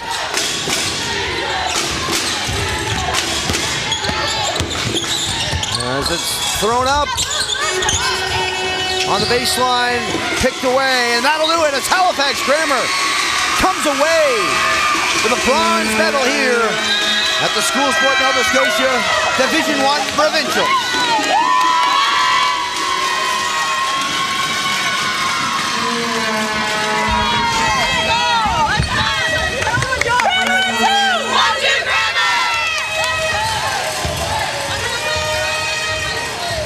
Ella Hoyt finishing off with 22 points.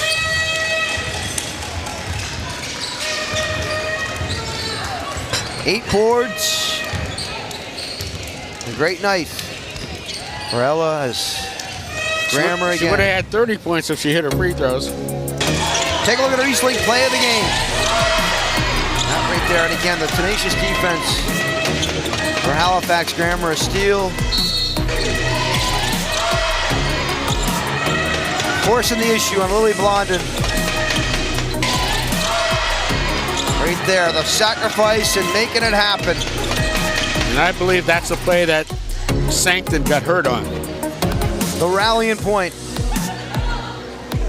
for Halifax Grammar is we're going for our post-game interview. Ella Hoyt now with Aiden Robertson. Ella, a lot of emotions, some ups and downs in that game. Tell me what you're feeling right now. I feel extremely happy and proud to be part of this Grammar team. We worked so hard the whole year, short bench and everything. We still came out with the win. I'm so proud of all of us. Now, I got to ask you, the free throws didn't go your way down the stretch there, but you locked it down at the defensive end. Yeah. What went into your mindset in making sure that you didn't get down on yourself and you made sure to come away with the win? My teammates play a huge role in that, always hyping me up and stuff. I need to learn to stay calm and poised in those tough last possessions, and I think we just did a really good job overall. One of the grade 12s. What does it mean to you to win a medal here to cap off your Grammar career? It means so much. I've been at this Grammar school for so long now. I'm so happy to come home with a medal. Ella, thank you. Enjoy this one. Thank you. Mavs. Thanks, Aiden. Yeah, and again, just as we get ourselves ready for the presentation of the bronze medals here. Cecil, your thoughts on this game? Well, first of all, I'm proud of both these teams for making it to this point.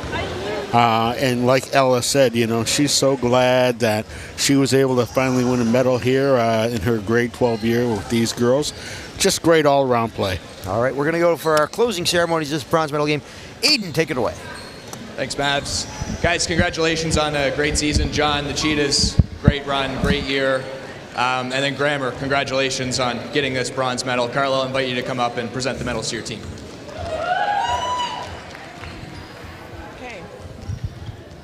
Number 4, Molly Sancton. Number 5, Maddie White. Number 6, Ella Hoyt. Number 7, Malaya Legier. Number 8, Peyton Phillips. Number 9, Abby Sancton. Number 10, Carly Williams.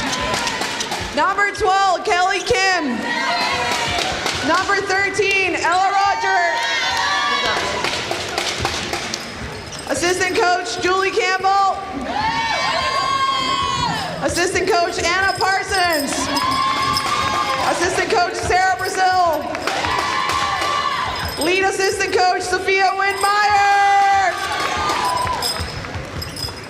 And head coach, Carla Yepes.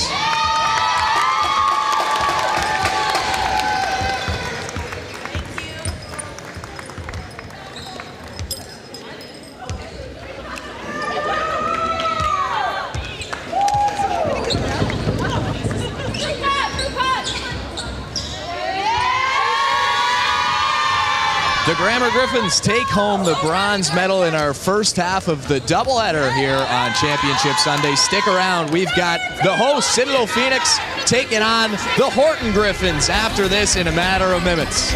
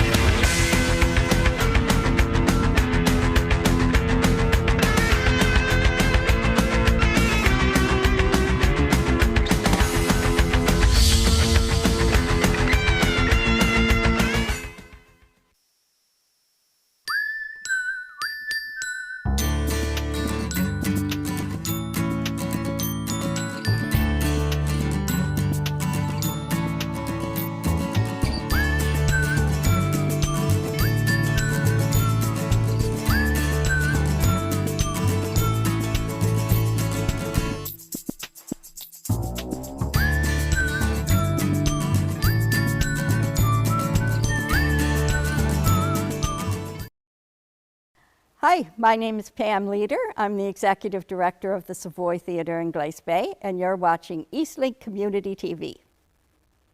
Hi, I'm Cecil Clark, host of Cape Breton Connects on Eastlink Community TV. Join me as we go on a journey to explore interesting people, places, and things within my community. Cape Breton Connects, Sundays at 3:30 on Eastlink Community TV. If someone on my staff tells me that they have cancer, it worries me. I worry about their focus. I worry about them starting to use it as a crutch, start blaming the cancer for missed deadlines. I worry about their effect on the company morale. They can become a real liability. They're like damaged goods. To be frank, I always wish they'd never told me.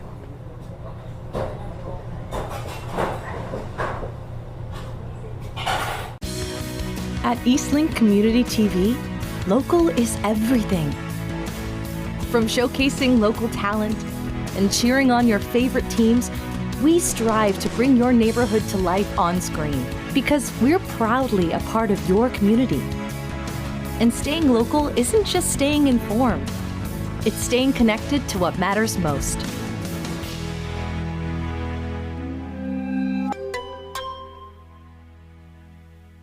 March 8th is International Women's Day. Eastlink Community TV is committed to forge a gender-equal world through celebrating women's achievements and increasing visibility.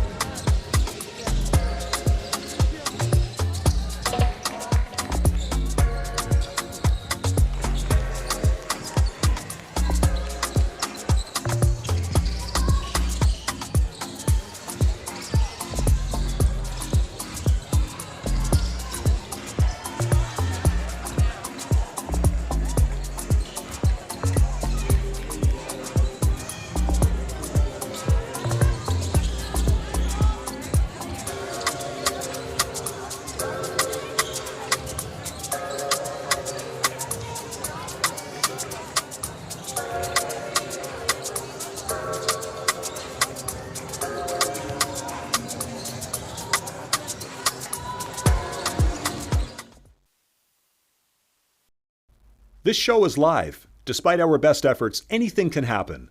Viewer discretion is advised.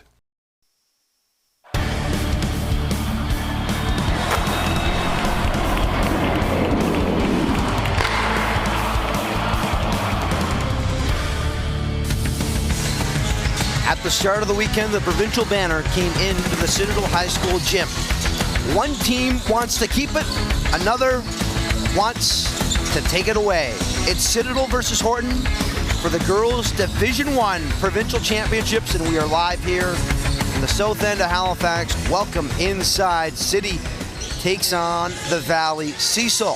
These teams have met twice this year in the CEC tournament. Citadel winning both within 24 hours. But right now, it's the final game of the year. What do you expect here today? Those games early in the year mean nothing right now. They mean absolutely nothing. I expect Horton to dig in and play real tough defense like they always do, but the same thing can be said for Citadel. And, of course, they're here in their home gym, so they're going to have the crowd on their side. I'm not sure if they're, yeah, they got the drums over there and everything. It's going to be a great environment here. Can't wait. The drums are beating, and the heartbeat of the Citadel defense goes through Talia Metlich. She's standing by with Aiden Roberts.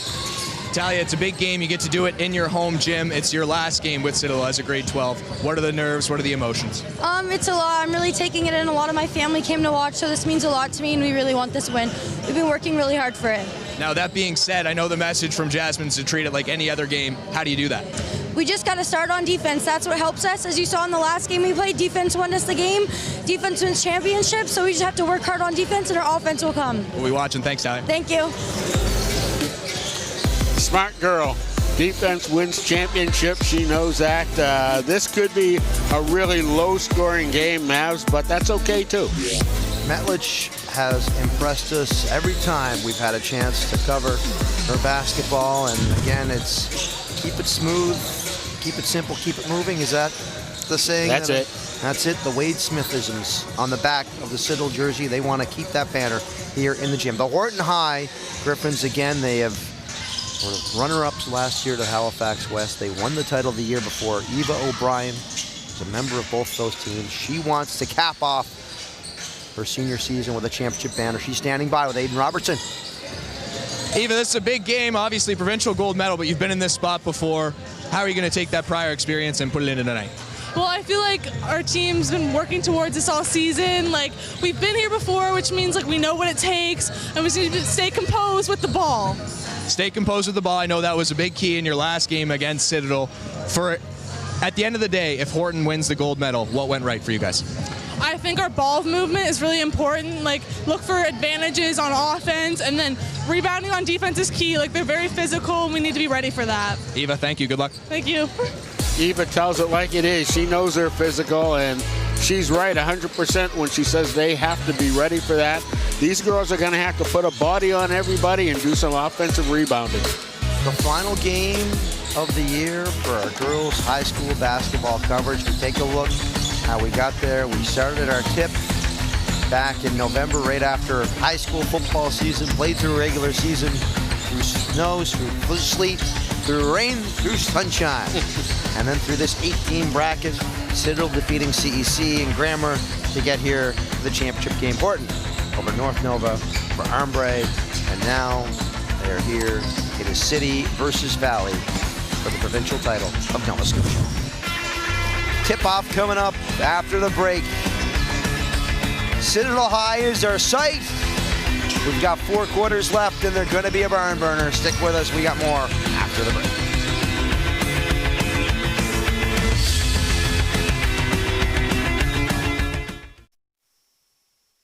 The Maritime Pro Stock Tour on Eastlink is sponsored by Mr. Lube Plus Tires.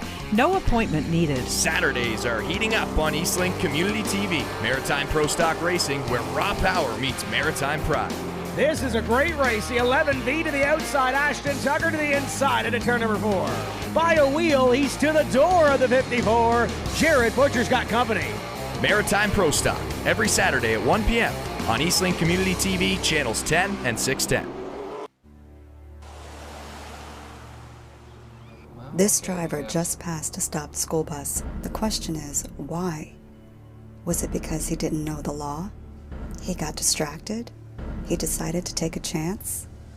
It doesn't matter. You must always stop for a stopped school bus. Stop in both directions.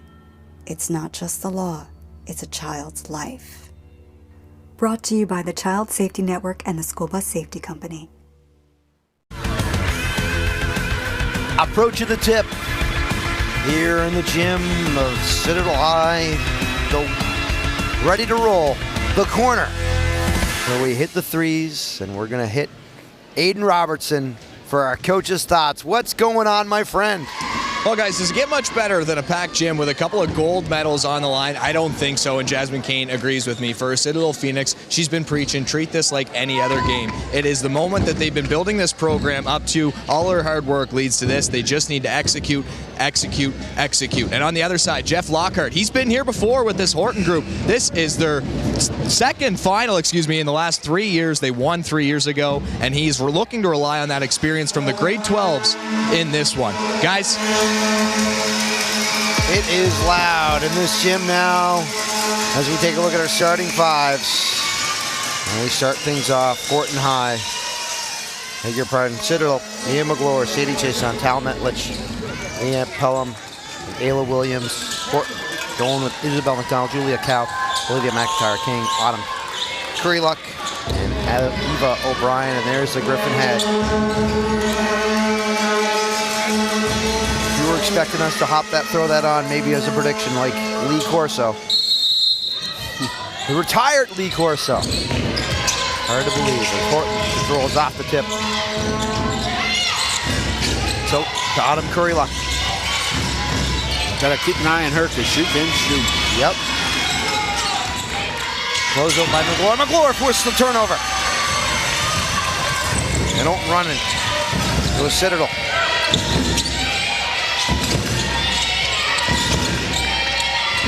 Kishon. McGlure for three. Opens the scoring. She hits over Curryluck, and I think that is going to be a fun matchup today. Oh.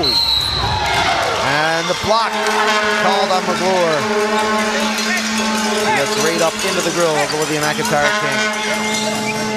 Talia Metlis just ran to a screen. Look at that.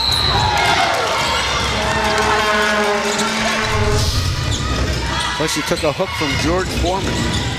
Down low. And it is rebounded. I am Metlich. Hold on the wing. The jab. The go. The dish. The bucket. Lily Pelham. And Ayla Williams drives to the hoop. Ayla Williams, I'm telling you, she is some player. As far as I'm concerned, for my money, best player on the floor. Williams is going to be a defensive threat. And a defensive note as Autumn Curryluck. That's the first field goal of the game for Horton. A three of her own.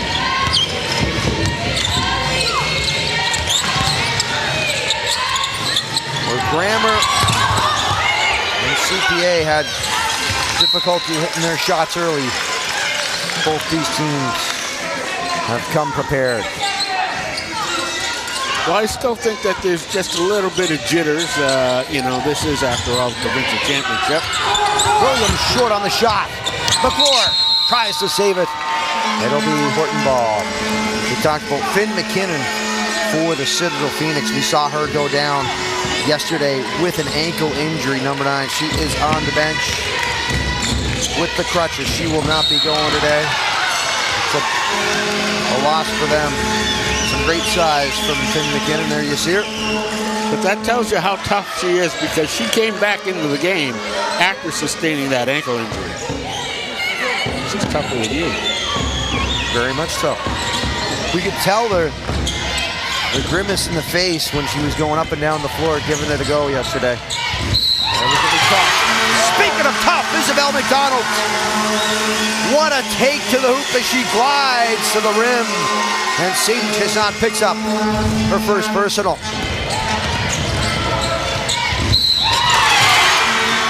That's what you call smooth right there. Isabel, the Acadia University commit. Misses the chance to complete the three-point play. Underneath, though, an opportunity goes awry for Eva O'Brien. Out of it all. Desant, the Hezi, inside. Stripped away, but a foul called. Olivia McIntyre-King can't believe it. 2 shots coming here for Lily Pelham. And man, oh man, did that grade 10 forward, did she ever produce in the semifinals? Especially on the defensive end, Cecil. She has played very well since we saw her earlier in the season. She's getting a lot more playing time. I mean, she's even starting here in the provincial title as grade 10. That tells you something. Julia Cow with McClure all over her. She brings the ball up, and it's going to stay. Horton ball. That's a great matchup to watch. McClure and a Cow. Both around the same size, speed, and quickness. A Cow swats it just over the head of Scotty McRae. Working the camera at half court. Noted New England Patriot fan. Noted good fella. He gave you a thumbs up on that, hey? Down low. Thumbs up there for Horton as Julia Cow converts. And there's no sense in keeping track of lead changes today. It is going to go back and forth all game. The step, the jump. Williams short. Tries to chase down the board. Loose ball. Right back up. Every bit of the rim and in. Tal Metlich. That's a bit of a helter-skelter play, but they'll take the bucket. McIntyre Kings keeps the possession. Around 2. Oh, goes inside. The push. We'll see who's getting the call. It's going to be on Mia McClure, and that's going to be her second. Bryce Feeney checks into the game. Quick 2 for McClure, and we saw that in the semis. Yeah, and they really don't want to have her out of the game for too long because she brings so much energy. 2 shots coming for Horton. Ayla Williams picks up her first.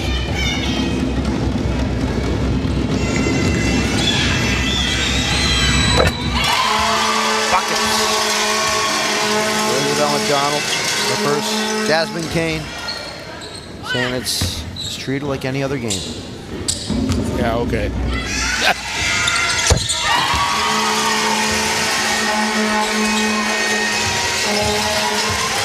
We saw how well that worked for the New England Patriots in the Super Bowl. Ouch. Doesn't matter. No need, no Doesn't need. matter about the results of the game, Macy. Well, the fact is, we made it there. Where was your team? They were watching. Great hustle on the offensive board. No comment now, huh? Metlich. Let's focus on this one. Oh. Out of the way! Oh, the rejection! Eva O'Brien! Won't go, but 2 shots coming her way. And Bryn Feeney picks up her first. Eva O'Brien, my goodness. What a swat in transition.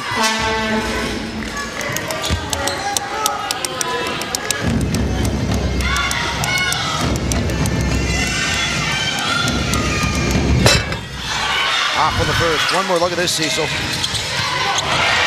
Great defensive play, first of all. No space for Talia Metlich to launch. As O'Brien converts on the second.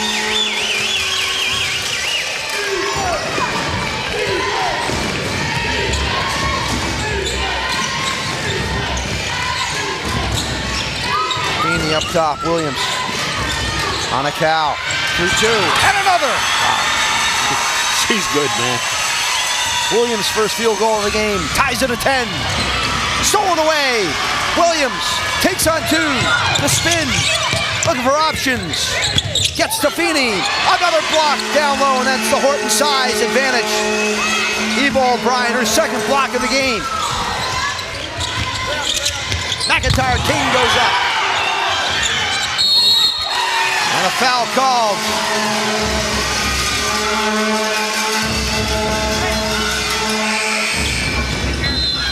She get her foul. Jason's getting her second. Leah Allison in the game for Citadel. That's 2 quick fouls on McGlure, 2 quick fouls on Jason.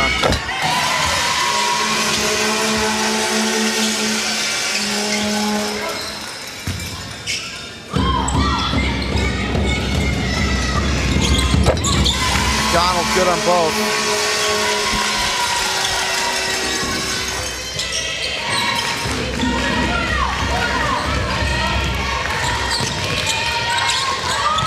A counter steal.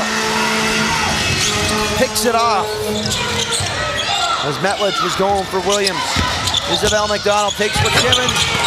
Short on the attempt. The fight down low. Trying to save. It's going to go Citadel ball as Eva O'Brien trying to do everything she could to save it. The physicality is astounding. And a timeout here. Called by the Citadel Phoenix. Horton up by 2 halfway through the first. We're just looking, we're passing, the girls are covered. We're not down there hustling on defense. We're just reaching, we're late to help. What are we doing? There's no energy at all. They're outworking you. We talked about it, they're active. There's no box outs, there's nothing. We're playing soft. Right now, you guys are playing soft. So you need to start playing better. It's 10-1. Ball up, but don't be trying to reach, okay? So, yes, O boards. We are not taking fouls 94 feet from our basket, okay? So we get 2-on-1 guys. Like, come on, we got to stay aggressive. We're in the bonus. Like, what's the worst that can happen there? I mean, best probably hit the 3, but what's the worst? That's okay. Well, I think we win every time you get a layup, right? So let's get layups. Yeah. Okay, let's go. Let's keep the pressure on. Wall up. Make sure we're in gaps. Gaps on defense. Let's go. Chris on 3, Get one guy who's thinking things are going okay, and on the other side you have a lady who is upset with her team. Said they're playing soft. Can you have more of a slap in the face than that? Well, it takes me back to the semifinals where Jasmine Kane was challenged her guards. Challenged the guards, and that was the answer.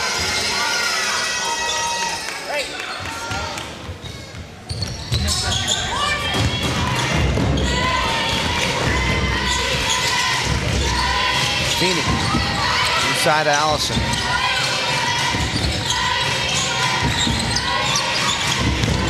And a floater off the glass and in Ayla Williams. Wow. What a runner. A cow to answer. Stopped by Das. Down the lane. Floater up, and it's going to be Citadel ball.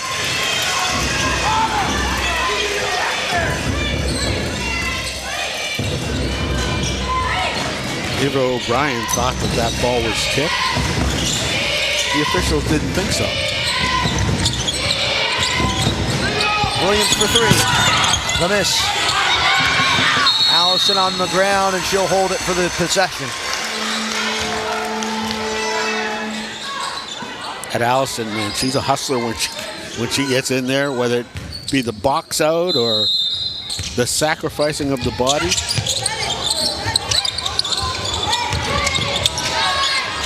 Bob inside. Goes up. The block, and 2 shots coming. Isabel McDonald picks up her first, I do believe. So Pelham to the line. Her second trip, 1 for 2. Oakley Eaton checks in for O'Brien.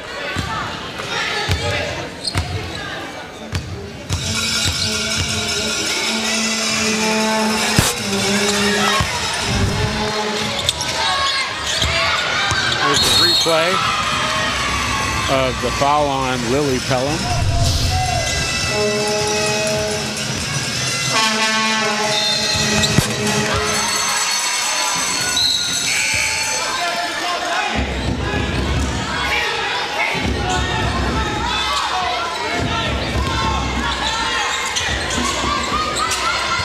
4 from that free throw line is Pelham now, but again, it's a 13-12 lead. Citadel up on top, and the lead has just flip-flopped and seesawed the entire game so far, and I think we're going to see more of that throughout the night. I was going to say, get used to it. A cow. The pass. It's going to be Citadel ball. The smothering defense on Julia Cow. Great pressure by the Phoenix.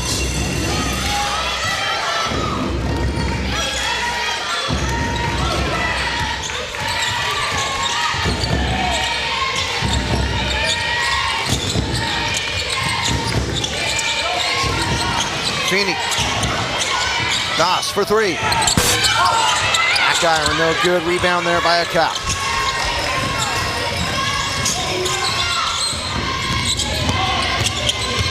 Pass underneath. Oh, just rejected by the backboard. Really like McDonald and Newton were cooking there. For this. And another offensive board. You heard Jeff Lockhart talk about the O-boards in the timeout. And the travel call, but you see right now Horton having their way under the offensive glass, and Jasmine Kane, that will give her fits. It's still early in the game, but I understand her concern. And with the length that some of the Horton forwards have, it's going to be a challenge for Citadel to stay with them on the boards. The fine inside, flipped up, happening for Metlich. A cow, taken on 3. The dribble stop. Back out. Clemis there by Curry Luck. And a jump ball.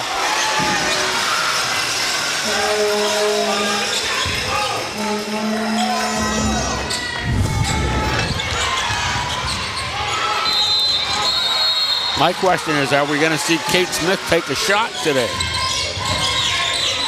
Inside, floater. Oh, good. Rebounded there by Allison.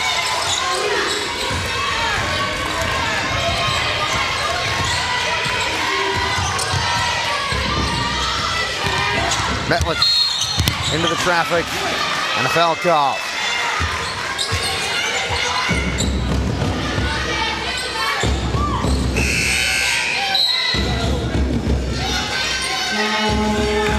That's going to be the second on Isabel McDonald.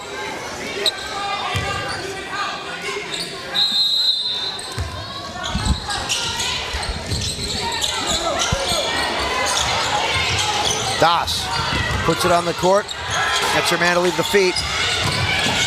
There's Lockhart and McDonald still having a conversation here in front of us. Talking about those defensive sets. The cow. Nice dribble. The crossover. Just can't finish.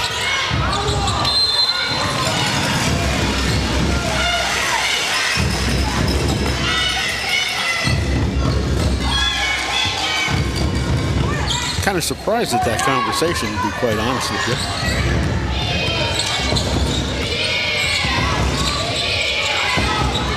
Gab Williams goes on a cow. Underneath the basket is Allison for the offensive board and put that. She is timely. Citadel by 3 and a foul. 92 feet away.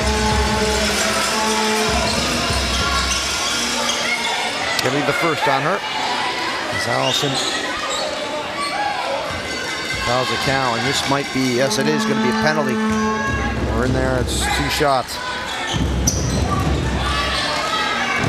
So Cow walks from baseline to free throw line. The drum crew.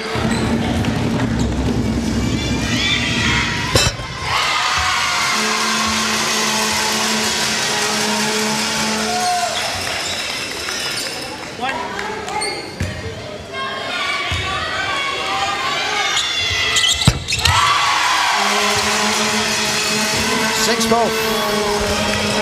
Brings Horton to within 1. Williams to restore the lead. Allison. Kick out for 3. Finished by us. Underneath, and 2 shots coming. Metlich goes up with the ball. And it's going to be Autumn Curryluck. Charged with the first. Olivia McIntyre King and Abir Johnson in the game now. McIntyre King checking back in as Miss for Metlich. This was one of the Achilles heels for Citadel.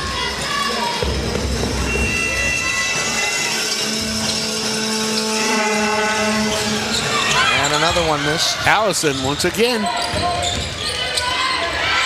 The block there by Johnson.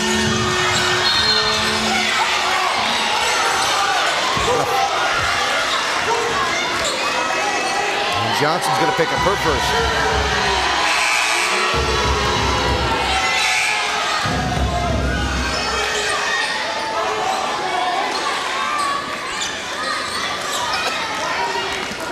By my count, that's bonus, yep, so Aurora goes to the line for 2. She's bleeding. Bleeding from the knee. The right knee, to be exact. Well, she's going to get the touch up.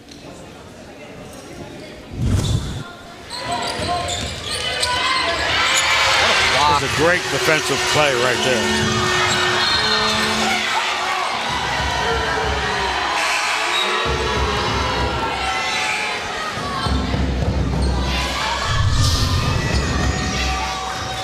Citadel back here, their first finals appearance since 2019-2020, which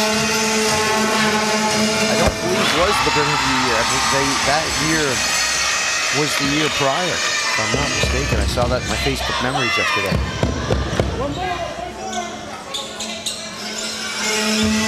So Lola Lazo taking the shots and hitting them both. Nails both. Grade 10 point guard. I don't recall seeing Lola yesterday. No, but obviously she's an excellent free throw shooter. And getting up and being tenacious on the D. How much you want to bet she plays soccer? Multi-sport athletes. I preach it all the time. Williams. 2 field goals, step back, dribble stop. Feeney puts it up off the glass. Just trying to beat out a shot clock there. Yeah, and she did it. The other way. Kate Smith. McIntyre King. Nice pass. Pass underneath. Hopefully Eaton gets on the board.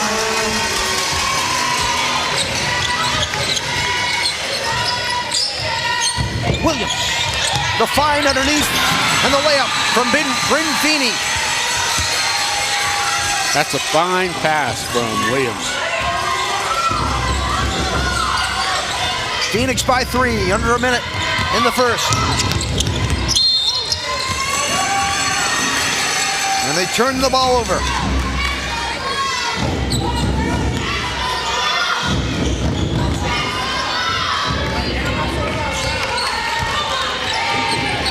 Williams back to Metlich, and again, zone defense here for the Griffins.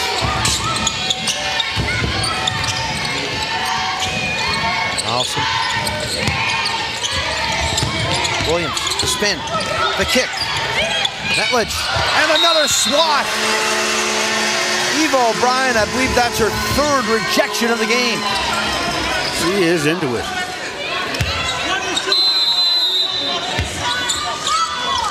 One on the shot clock. Draw iron, nothing else. Playing for 1 shot here. O'Brien inside.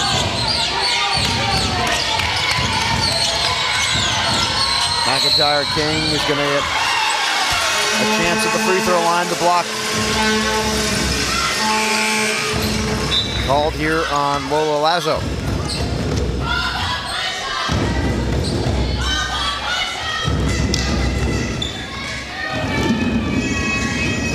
Olivia McIntyre King, her first trip to the line today. And it's good on the first.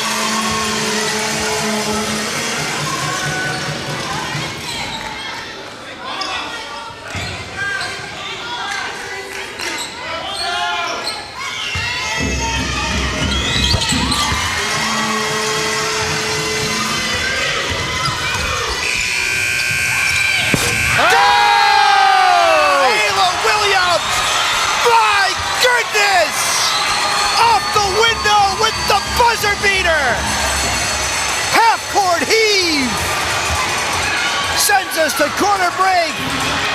22-18. You called her the best player in the game. On the floor.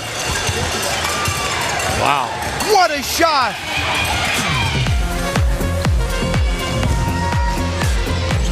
As we head to quarter break.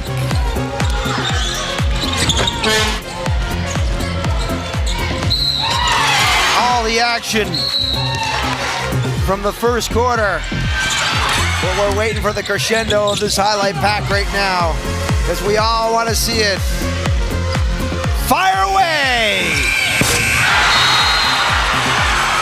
Incredible.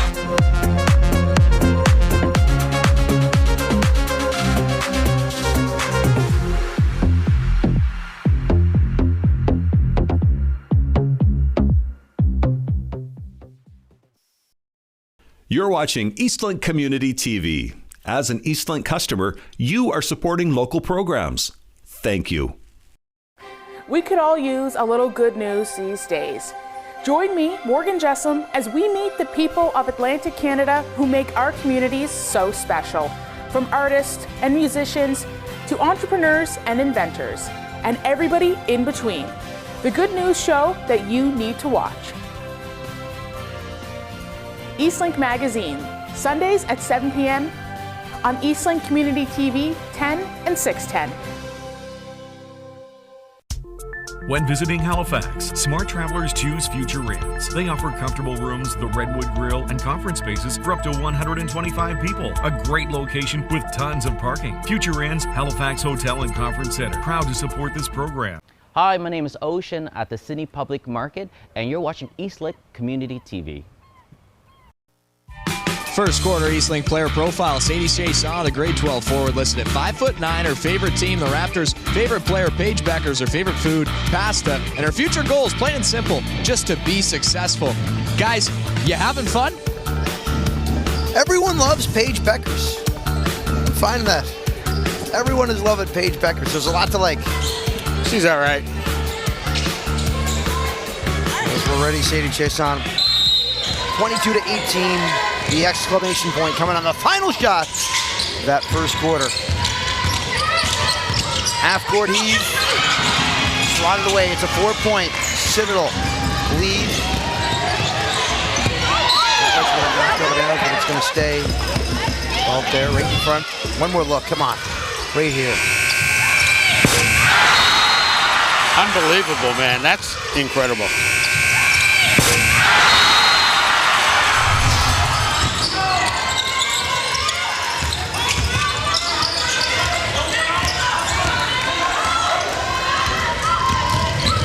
The drive. McIntyre King, they swing it around. Kate Smith, the release, gets her own rebound. Fresh 14. Shot for three, won't fall from Curry Luck. Feeney, the outlet for Williams, who's got to be feeling it now. 7 points from this. And that's going the other way from Feeney. Double dribble called. Don't see that call very much anymore. Do not see that often. Although I, as you know, have been complaining about the lack of the turnover when you're carrying the ball, having the palm up on the ball and then just continuing on with the dribble. You want to see wrong. It's wrong. You want to see the carry called more often. I understand. Everybody's watching the NBA too much. McGlure, the miss. Rebound by McIntyre King.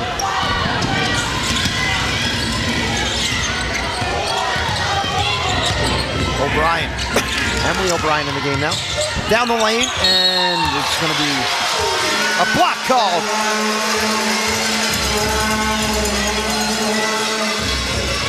Lily Pelham, her first. 2 shots coming here for Emily O'Brien.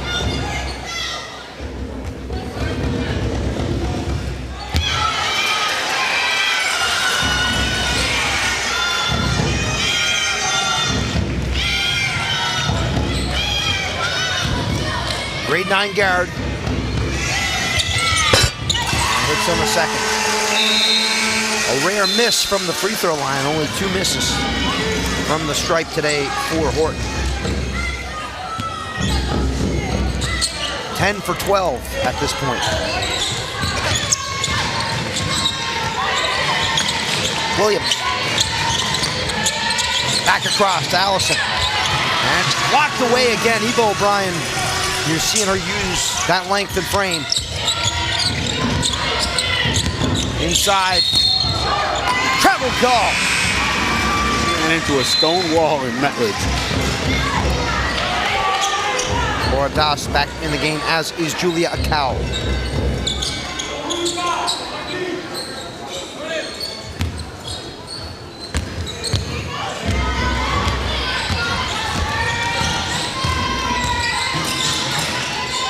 That looks McGlory. Talia holding. Emily O'Brien on the defense. The touch, Metledge, floater, no good. Underneath is McGlory to keep it going. Over the top, still no iron. Off the window and in goes Metledge. And she owes Allison a debt of gratitude on that for keeping it alive.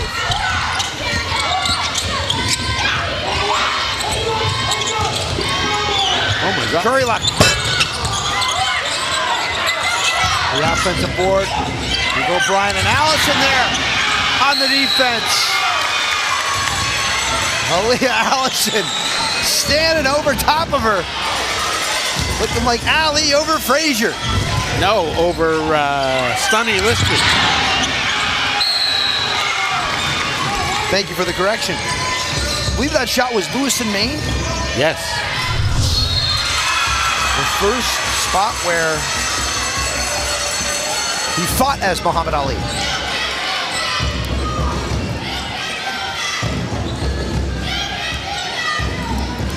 And that is a foul on Eva O'Brien.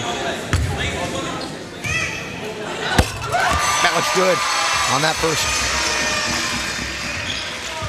By the way, Sonny Liston's real first name was Charles. Just so you know. Thank you, Cecil. I appreciate that.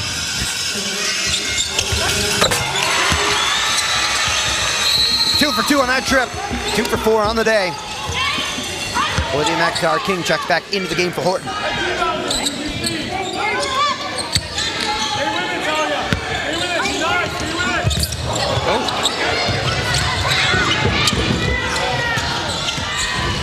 Now, Eva O'Brien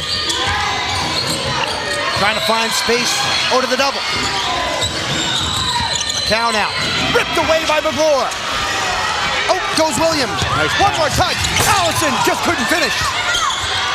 The second chance off the window and in goes Aaliyah Allison. Aaliyah Williams, beg your pardon. 28-19. Citadel with a 9-point lead, forcing the timeout. This should be an interesting huddle when Jeff Lockhart addresses his team.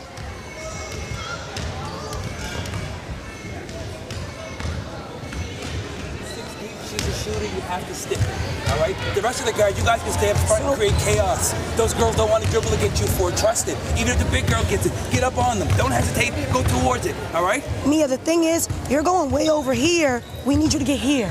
You went over here, Ford got the ball here, then you're chasing. But if you get to the middle. And watching, okay? Like, come on, guys. It's that simple. They want it more, and we're standing there and watching them. Let's go, come on. That was the huddle that Jasmine Kane had last time out. Challenging her team, now Jeff is challenging his. Well, we saw how well Citadel responded off the challenge. That's twice they've responded. Yesterday and today. Now it's time to see what Horton does. As we've heard, it is a game of runs.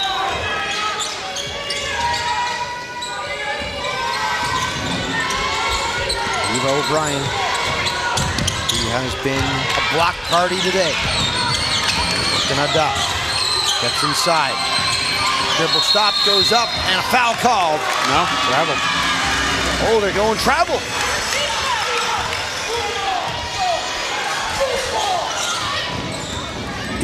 Eva O'Brien, she's a great player, but she's a little frustrated right now. Metlich. The C's part. The ball falls. 8 points for Talia Metlich.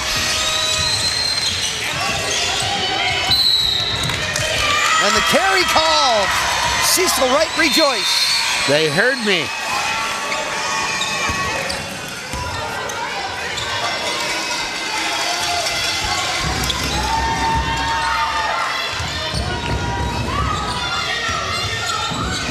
Horton needs to find a stop right now. Williams for 3. In and out. And it will go and stay Citadel ball.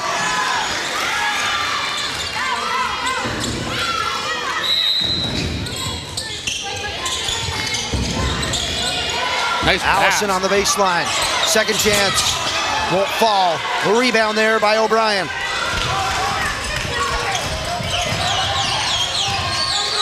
In transition, Currylock, the miss. Pass, 1 and done. Williams on the wing. Flips it across. Metlich now on the floor.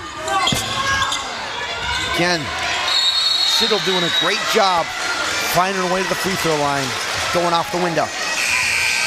And they're aggressive as heck going after any ball that's on the floor, I'll tell you.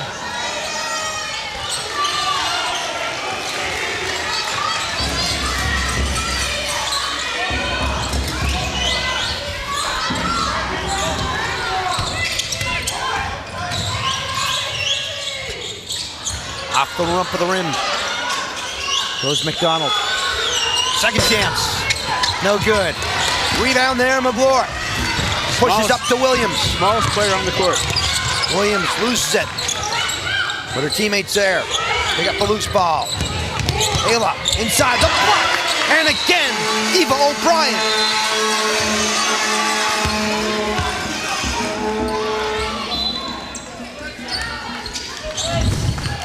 In the words of Cool Mo D, Eva O'Brien saying, "How you like me now?" I know you remember that one. I like you getting it out. Shot there. Oh my, Mia McGlure. The 3 falls. It's 33-19.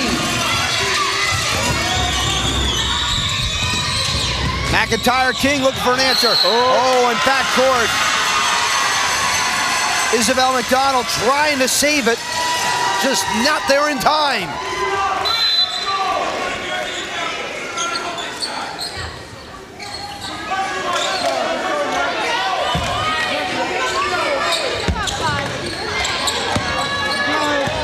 What a second quarter this has been.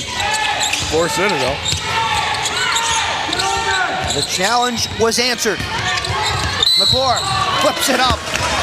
And it's 2 shots coming for Mia McGlure. Autumn Currylock picks up her second.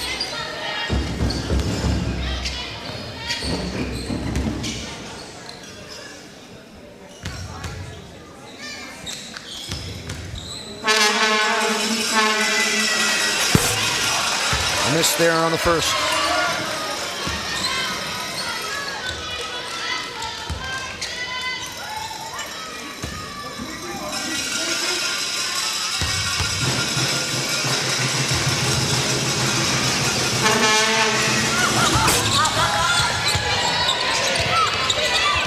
Rebound it, and it will be a travel called on Jason.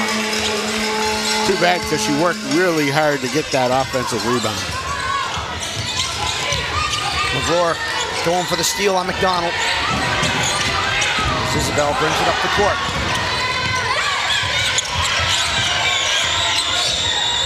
Just over. A cow. The bump.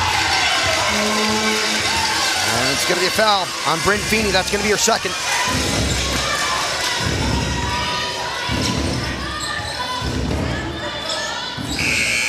Lola Lazo back in the game here for Citadel.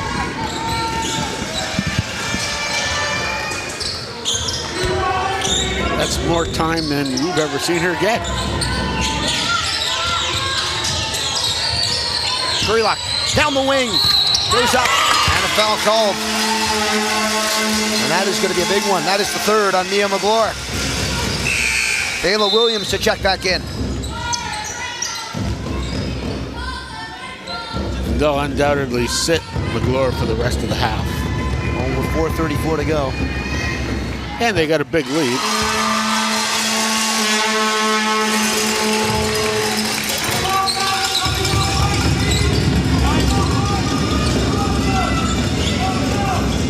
Kate Smith good on the first, short on the second. That drew rim.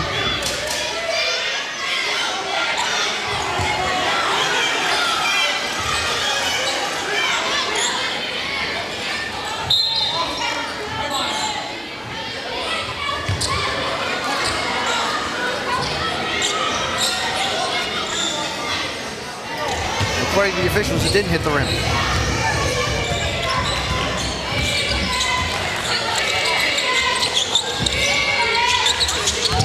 Metlich, back to Chesson. Forward up, on the court. Bola fires. Oh, off the mark. Gets her own board. In through the trees. Bola Lazo. Tenacious in the key. Shot, mid-range, baseline, good. Kate Smith using that opportunity from the line to jumpstart her game. Metlich, cross to Williams. She thought about it as it's going to be short. And 2 shots coming. Williams looking to attack from that handball line. And then she's smart enough that once she gets into the lane, she draws a double team, then she's smart enough to kick the ball down to an open teammate. Olivia McIntyre-King checks back in.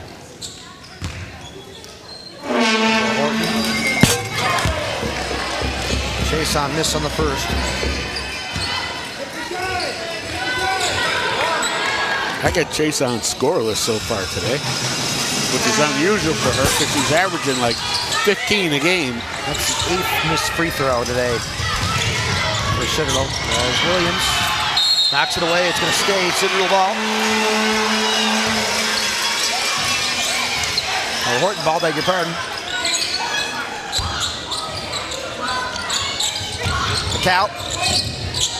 McIntyre-King with it. Screen set by O'Brien. Shot for 3. The rim. McCow chases it down. Lola going to the floor. And a jump ball. And that all started with the hustle from Lola Lazo. And there it is. She's impressed me.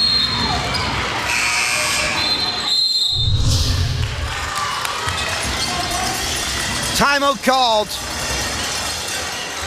And it certainly has been a special half for Ayla Williams. She's been tremendous, especially offensively. Look at some of the work so far. Driving the wing. Pull-up jumper.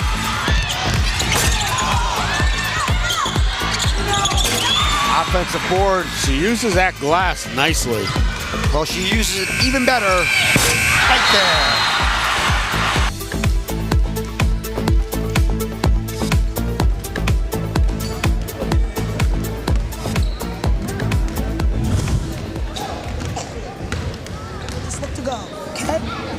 On defense, I think 6 is out now. All right, so you may not have to pay as much attention to the backcourt down there. But the guys up front, don't hesitate. Just come.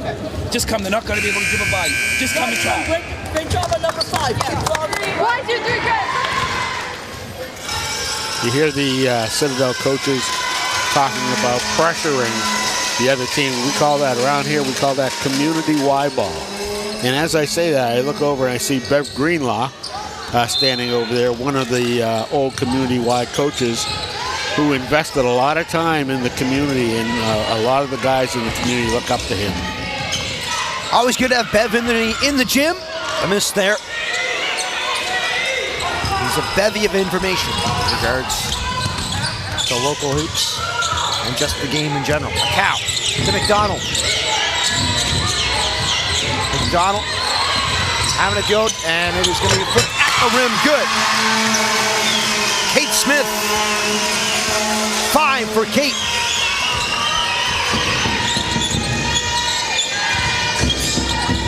Williams over to the wing. Lola fires for 3. Lola Lazo cocks it back like a shot push. Where have they been hiding her? Isabel McDonald answers the other way.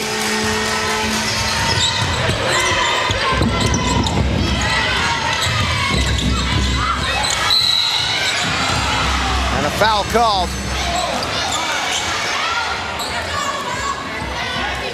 Olivia McIntyre Kings picking up her second.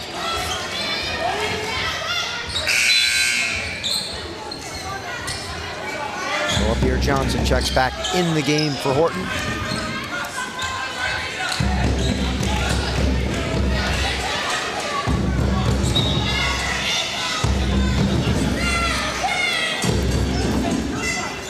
Siddle with a 12-point lead here.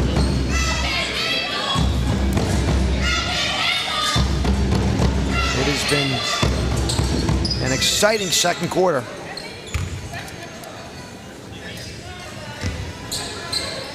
You're seeing Kate Smith get more active on the offense. You're seeing the addition of Lola Lazo, who would have been the last person we would have imagined in our roster as being an impact player at the start of this thing. What do we know? Great to see everyone getting a touch off the bench. Hey, Finn McKinley goes down and gives an opportunity for someone to step up. That's what this grade 10 guard is doing right now, is a cow takes it to the hoop.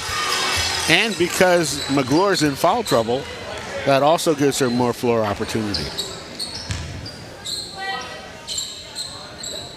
Did you see who that foul was on? We could ask. Nah. Find out at the half. And the travel called.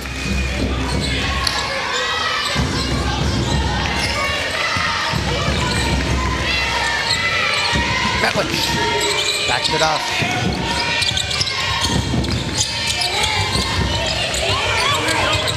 Jason, the floater no good. Lazo, the rebound. Of course. Shot for 3. Off the window, no good. Lazo again, the rebound. And she's gonna get called for the travel.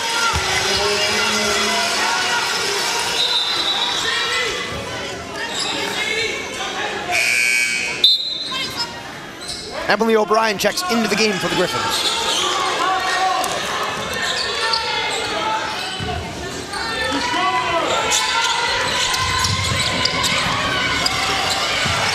Williams stepped in the backcourt. And it's going to be a backcourt violation on McDonald.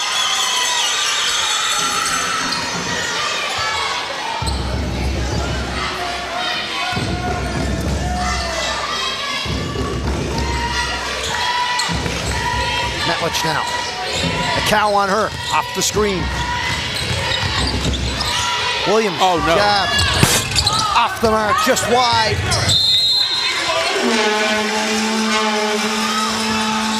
She has the confidence and all the swag that a good shooter has. I'm thinking like Reggie Miller. She also has green light.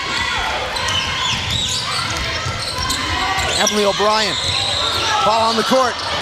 They'll fight for it. And the jump ball.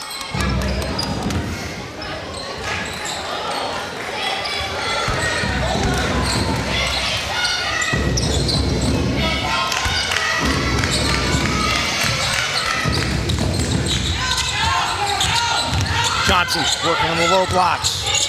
Back up top. Emily McDonald thought about it. Or O'Brien. And it's again out of bounds.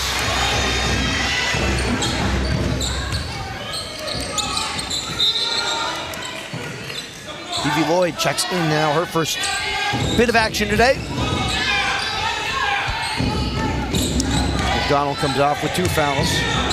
Don't want to risk it here in the final 47 seconds. No.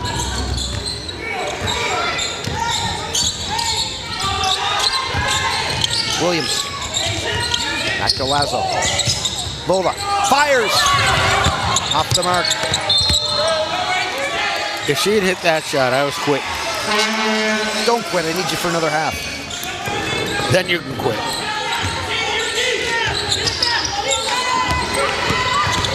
O'Brien, O'Cal. Hesitation. Crossover. Down the lane.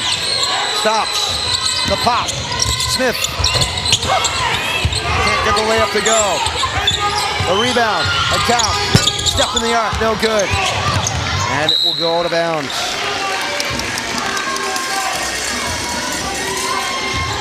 14 seconds to go. I'm assuming that Citadel's going to hold for one shot. And I'm assuming the ball is going over to Ayla Williams. She ended the quarter off a three-quarter court buzzer beater. This time it's turned over. Does Horton have one? O'Brien! Oh! Emily O'Brien! Oh, so close to giving us back-to-back buzzers. But at the halftime, it's 37-26 in favor of the Citadel Phoenix. We take a look at our Eastlink play of the half. Yeah, I wonder what that'll be. To what's probably going to be play of the game. Ayla Williams. The launch.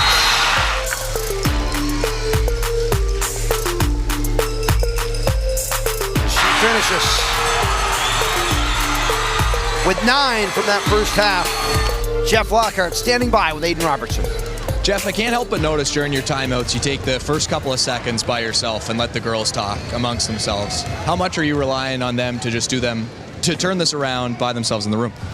Yeah, with so many of our girls that have been here before, kind of need them to calm themselves down. I mean, there's only so much we can do at this point. Where they're getting us is, we've talked about it before, like our poise with the ball, and that's where they're killing us. Like we're struggling to get the ball where we want it, and that's all because of their defense. So they, as we were eavesdropping, like that is what they were talking about. So that's good. And I really don't have anything to say for a whole minute. So that's part of it too. Well, there's 20 more minutes. Good luck. Thank you. Jeff Lockhart and the Griffins looking to mount a comeback here right now, down by 11 points as we head to halftime. Stick around for the halftime report.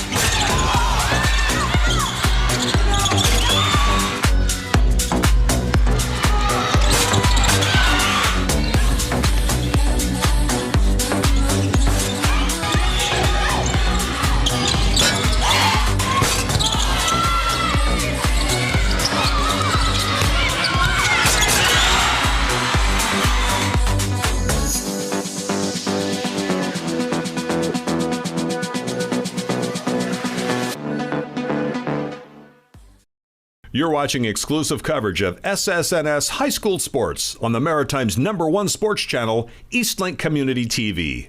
Please visit eastlink.ca/local sports for our full schedule.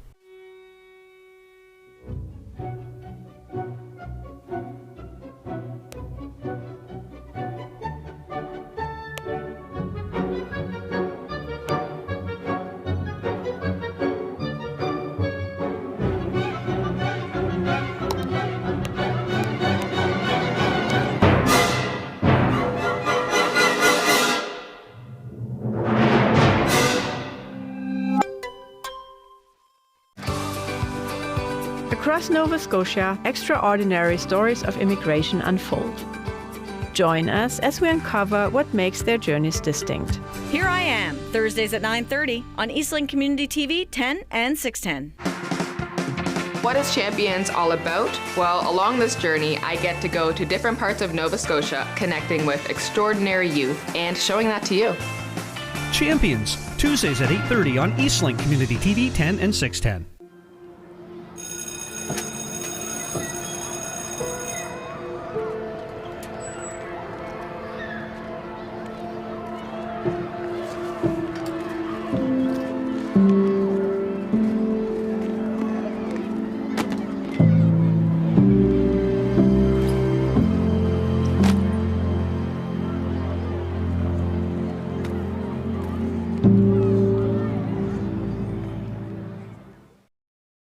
Eastlink Community TV programs are created and produced with the assistance and contribution of local volunteers. For information on how to become a volunteer at Eastlink Community TV, please visit eastlink.ca/volunteertv.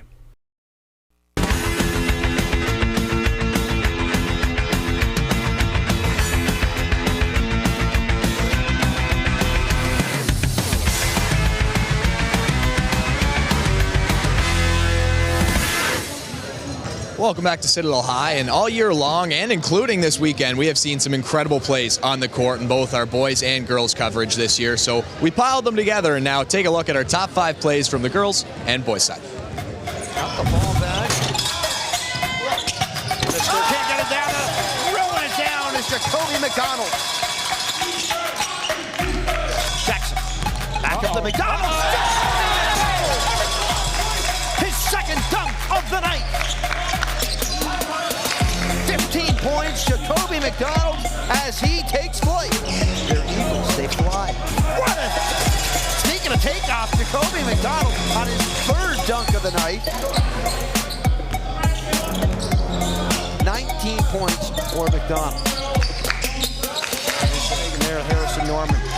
Backed up shot, one-handed, slides to the basket. I have no comment. The tomahawk from Upshaw. Aiden remembers East Bay. Oh, what a rejection! Oh my goodness! Jaquan Jackson says no, sir. Provo was coming in, and Jackson needs to give us a little Dikembe Mutombo finger wag. My goodness gracious! Inside, how tight? No! My goodness! Incredible! Out times. Why not? You start the first ball. Loose. Norman comes away with it. Uh-oh. The loss. Oh, the alley-oop!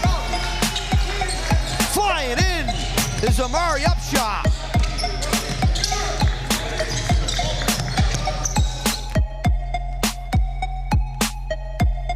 In the double. Get off the top. Oh, what a nice pass and a finish there. Ariel Farrell. You see her just running the lane well without the basketball.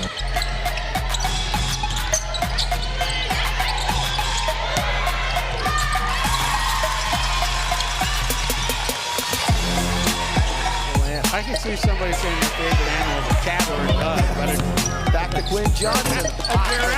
Yeah. Off the back. What's wrong with your ass, Cecil? I have.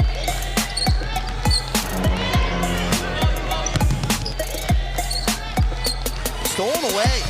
Quinn Johnson all over it on the breakaway and gets the layup.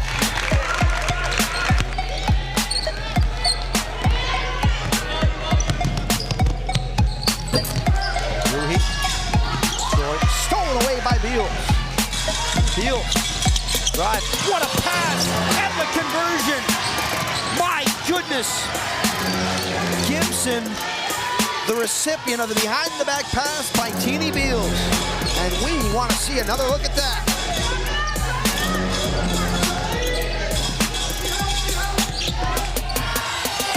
One for 5 from the free throw line. Put it up at the buzzer.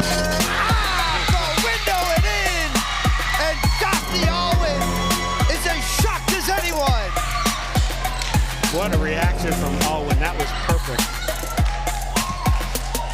Fire it up. Let it go. Pops Johnson. Look at the ball handle up. Driving the lane. Pops it up. Kiki Johnson. What a silky touch.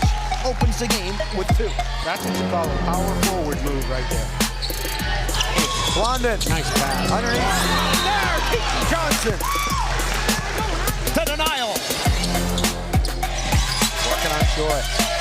Gonna shoot. Johnson from the attack line of the volleyball court. And again, Kiki Johnson ties it at 50. Unbelievable. You are not supposed to be able to do that. She's not human. 13 for Johnson. is there, and some great plays happening over in the boys' final in North Nova. As we take a look, you can find this over on Channel 10. Armbray taking on Citadel right now in the boys' provincial final, and we've got one more half left here in Halifax on the 610. Stick with us. We'll be back after the break. For the Osprey.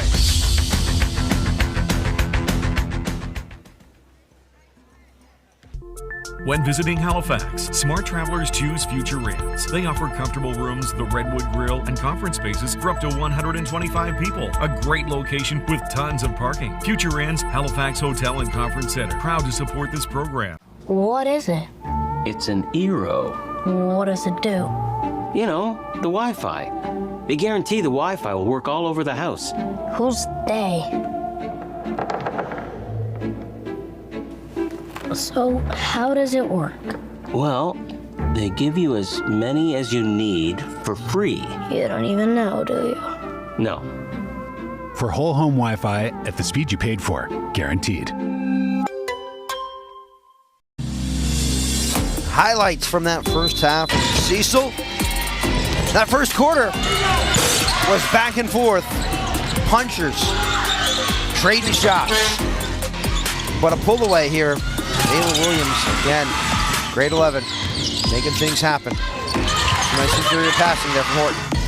Well, Horton stuck with him until the end of the first quarter, when that shot there from just beyond half court fell, and you can see how happy she was. Ayla brought up, we saw the top 5 plays of our girls basketball this year. Add that one. That needs to be in at number 1. Speaking of number 1, over to Aiden Robertson with Jasmine Kane. Jasmine, you got to talk to this group one more time in the locker room. What was your message? Let's start off with some intensity. They're not going to stop fighting. They're going to keep coming and coming, and we got to be ready to answer. They're going to go on a run, and then we got to go on one right after. 20 minutes to close it out. Good luck. Thank you. Here we go. Williams with 9. Pelham with 4. Metlich with 8. Mia McGlure with 6. Loa Lazo with 7 for Citadel. That is the biggest surprise of all. Isabel McDonald, she came away with 8. Julia Cow, 4. Curry Luck with 3, and she has 3 fouls as well. A travel called here on Metlich. Kate Smith, she's got 5. And Horton has Kate Smith guarding Ayla Williams right now. I can't see that lasting too long. Smith with it on the wing. Pops it up to McDonald. Isabel McDonald. Stolen away there as McGlure breaks free from the pack. The pass over. And the finish from Sadie Chesson. What a pass by Mia McGlure. Great hustle by McGlure. McIntyre King. The kick. The shot. Heavy. And it's going to be over the back. Or is it going to be a hook?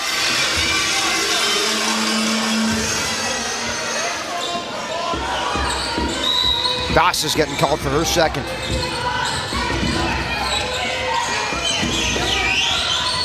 Kurilak with her on the wing. Off the rim, nothing else. McGlure there for the board.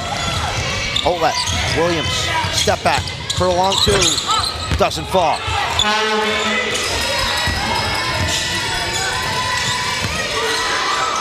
Goss. McIntyre King. Space created. She'll take it down the lane. Count it, and the foul.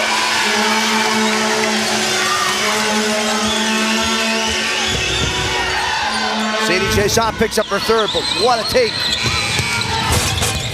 As McIntyre King glides to the basket. That's about as athletic as you can possibly be.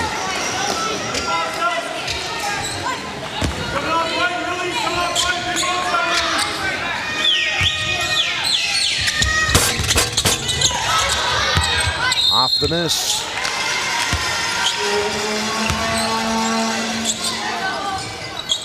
you know, Horton gets a hoop here and cuts this to under 10, you never know. Down the baseline, floater. No good. Offensive board, shot for three. Rattles home for Isabel McDonald. Cut it to 10, how about you cut it to 8?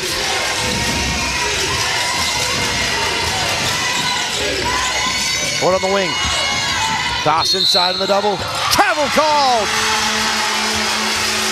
That's unfortunate because the basket was good.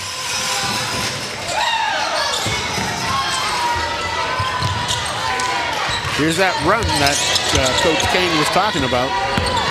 Well, we heard him challenge in the huddle. I'm sure there was a challenge in the locker room.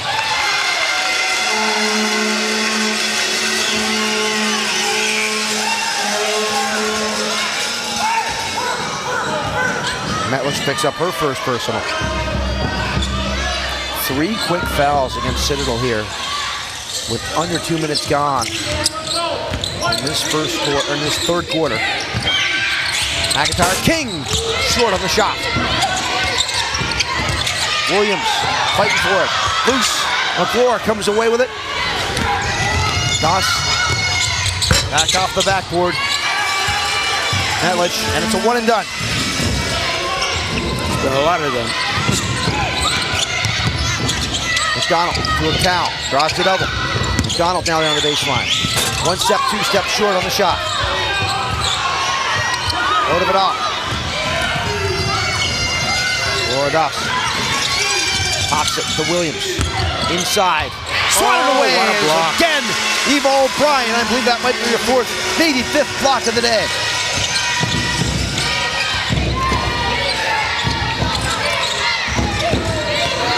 Now O'Brien on the offensive side. Shot for 3. Over the top. Cal comes away with it.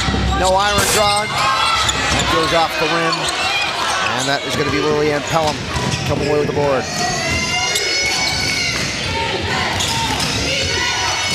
Metlish now. Donald. They switch down to Williams. Shot. Back rim. Into the hands of McClure. Puts it right up. Second chance off the glass and in. McClure all around that basket. 8 points for McClure.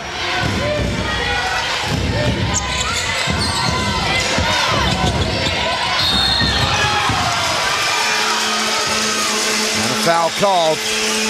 And Doss picks up her 3rd.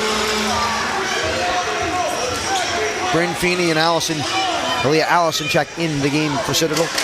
As Abner Johnson comes back off the bench for Horton. Back to a 10-point game. Citadel in the lead. Lob inside. They go back over. McIntyre back it in. Over the top. The fine down low. What aggression there by Allison to take away the ball. She gets home running. We'll see what the foul is going to be called. I would say it's going to be on McIntyre King. That'll be her 3rd. Every time Allison comes into the game, though, she makes something happen within 10 seconds.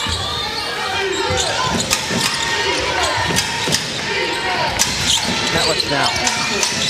Beg your pardon. Williams. Go inside.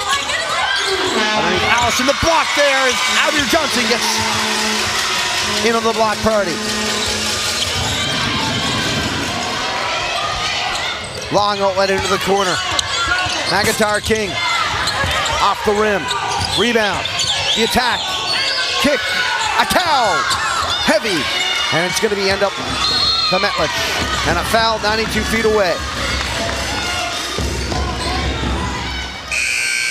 Johnson picking up her 2nd as Eva O'Brien checks back into the game for Horton.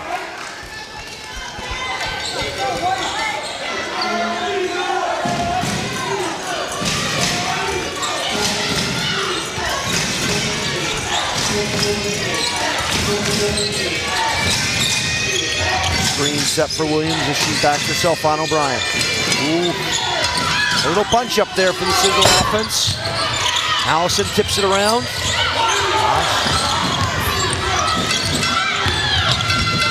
Lays it in.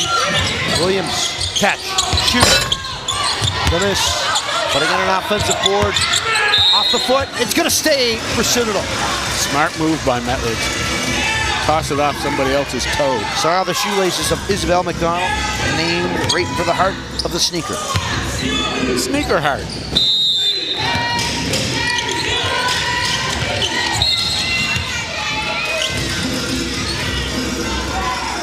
Fresh 14 off the foot.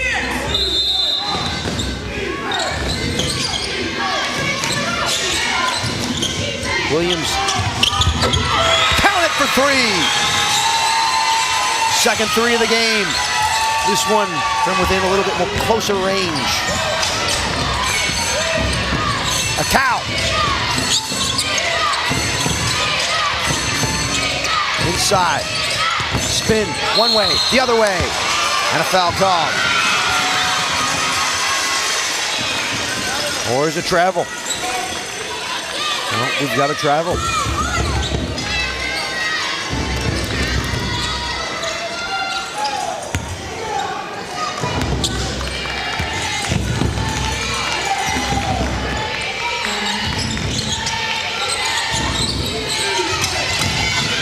Allison, and it's going to be a foul on the floor. Julia Cal picks up her first.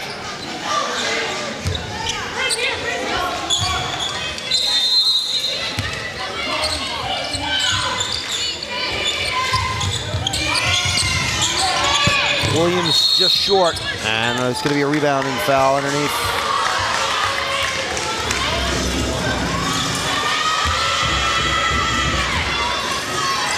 Cow again. Yeah, her second. Quick two for her.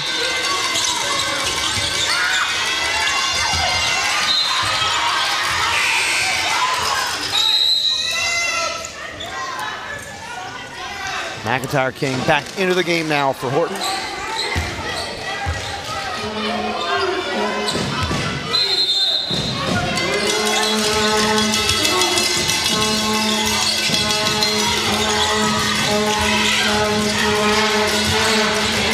Picked up.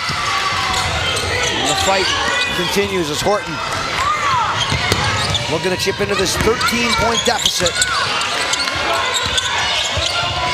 Johnson inside. Back to McIntyre King. And a foul. 2 shots coming. Boy, Allison picks up her second.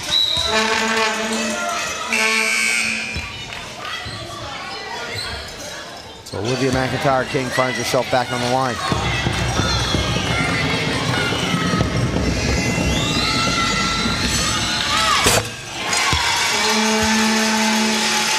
She's 3 for 4 from the free throw line today. Drums getting active here. In the south end of Halifax. Short on the shot. Goes right back up. And the jump ball is off the McDonald miss.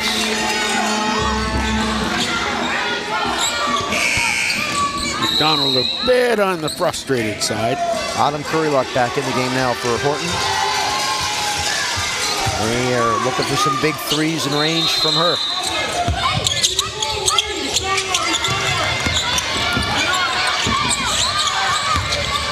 Eva O'Brien.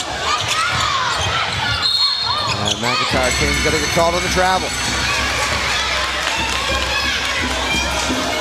Got to take care of the basketball and limit these turnovers if Horton wants to have a chance to get back in this game.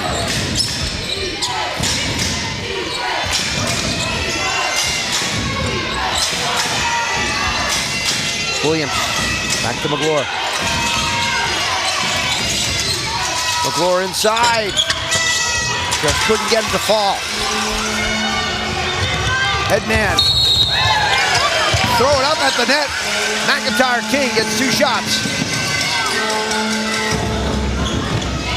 Would have been wild if that went. As Allison picks up her third.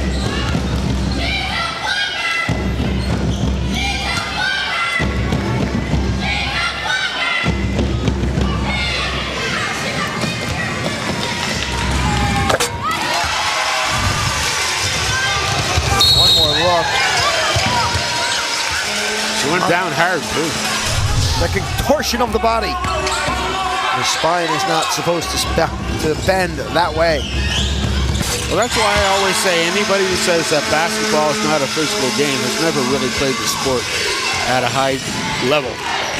Because it's an extremely physical game. McIntyre King 5 for 6 from the free throw line. It's back to a 10-point game. An offensive foul. As we're going the other way. It's Lillian Pelham picking up her third. So right now for Citadel, Leah McGlure, Laura Da, Sadie Chesson, Alea Allison, and Lillian Pelham, all with 3 fouls. Eva O'Brien. Over the top, and a push called. And that is going to be the 4th on Mia McGlure. As the foul troubles begin to mount up, and Grammer's going to be shooting the rest of the way. Lola Lazo back in the game.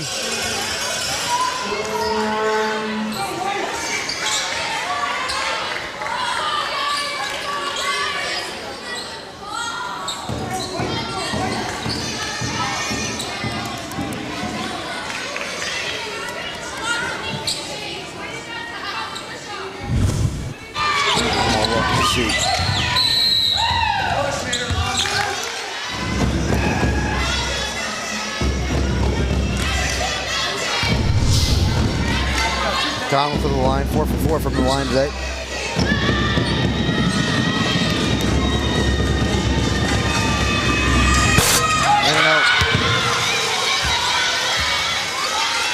I don't even have to say anything. Well, listen, man, they've only missed 5 on the day. Yeah, they were doing good until you opened up your mouth. You continued it.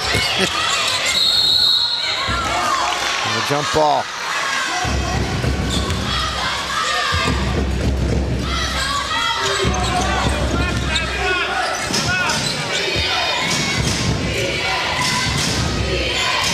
Taylor Williams.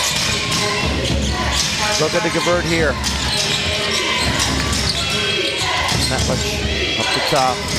Goes to work on McIntyre King. The ball goes inside. Horton forces the turnover.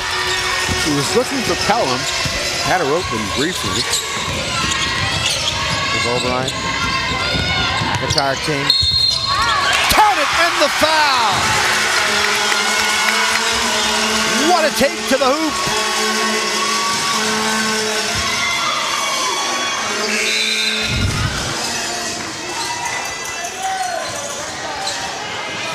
And now Lillian Pelham. I believe that is her 4th. I believe he called it on Williams. I believe he called it on 12. On 12? That would be her 2nd then. And right now, McIntyre King is trying to put this Horton team on her back. Williams off the shoe. And it's stopped there by Isabel McDonald.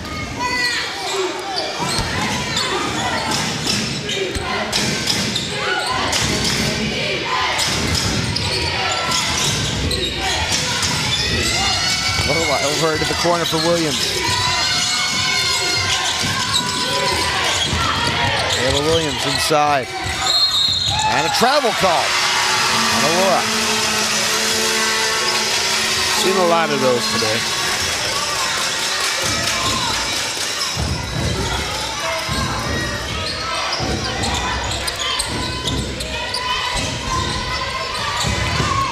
Horton trying to build a run here. Down 12, 13 at one point.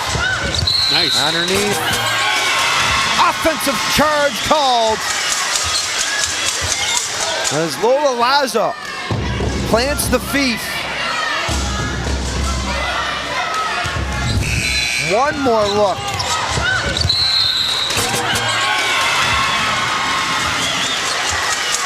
And Olivia McIntyre King picks up her 4th. And picks up her opponent. Good sportsmanship.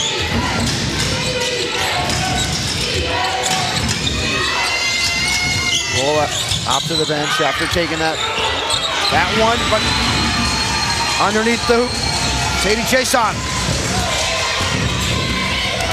brings it back to a 9-point game. Off the rim.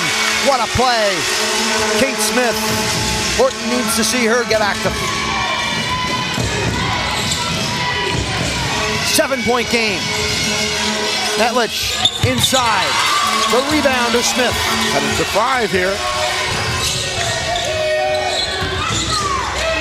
O'Brien. McDonald. Pop to a cow. Now the drive by Smith. The miss. Feeney comes away with the ball.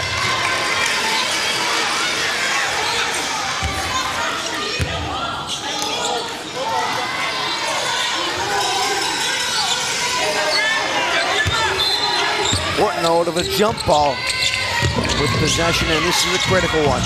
They got to make money off of it. Second chance. A third. Could they get a fourth? No. Stolen away by Jason. But a cow not allowing them to cross the timeline. See if we got to travel. Okay, I thought yesterday they called somebody for traveling on the exact same play. And I thought it should have been a jump ball, so I'm glad to see that.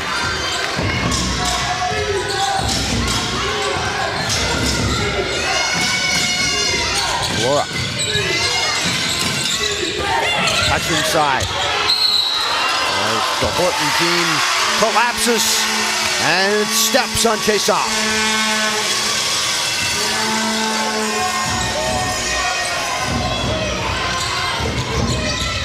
We're looking to make it a 5-point game. It's been a scoring stalemate the last 90 seconds.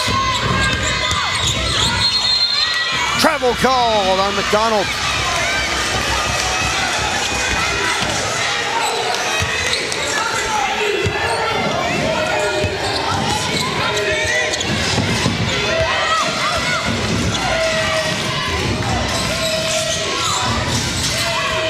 Feeney. Put it off to Netlich. And a cow. Very aggressive up the top of the arc, and a foul is going to be called away from the ball.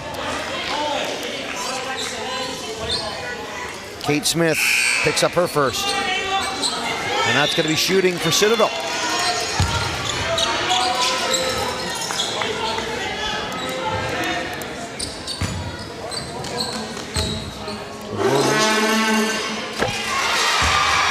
Nails that.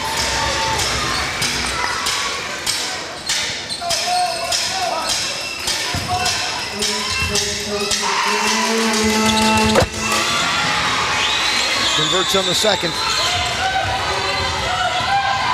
14 points. As a cow. And a foul call. The cow's going to go to the line to shoot two.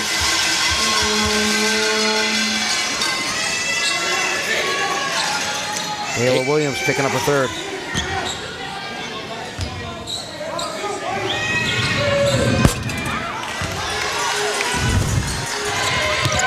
One more look, see.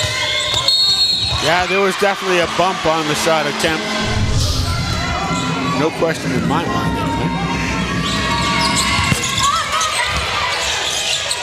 I'll check to make sure. I'm going to see if that was on Feeney or Williams as we go to quarter break. It was Williams. At the buzzer, short, no basket. Stays a 9-point game as we head to the fourth. Horton trying to climb their way back into this. Some tenacious defense and outside shooting. Give me just what they call for. But Citadel, execution at the right moments has made the difference.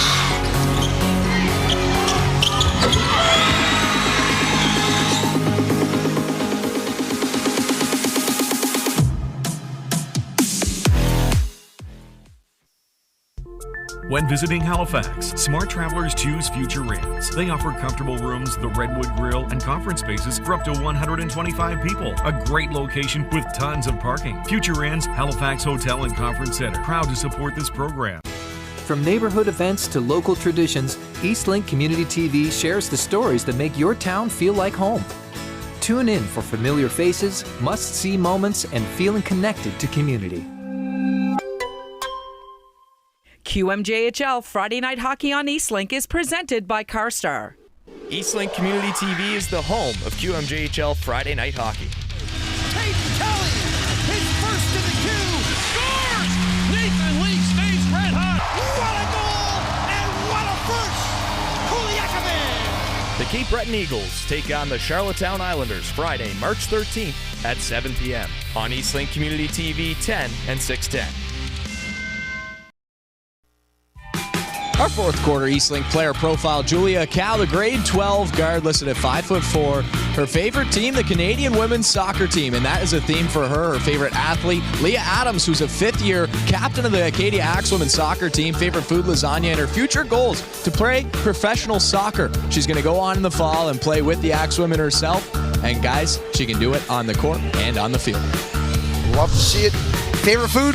Lasagna. Yeah, you know I like that one. I know you love that. Cal is the GOAT according to the signage. Here, as the shot goes up, short on the attempt from Kurilak. That has been the story of the game for Kurilak. It's not been the shooting performance she wants here in the finals. No, but there's still a whole quarter to go here. Could turn it on and got a big fourth in the quarters. Nice going away. McDonald to a Cal. Shot for three for this. And again, we've got a jump ball here.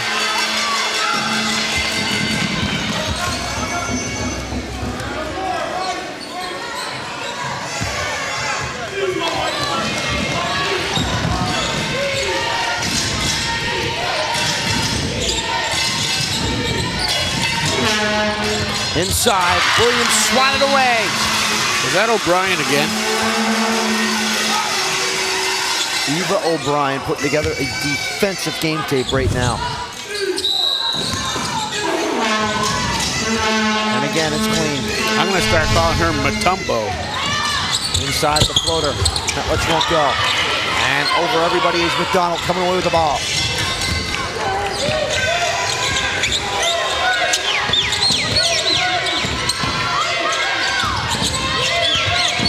Spin by McDonald. A Cow. With O'Brien for three. That's a start. As the game is down to 6.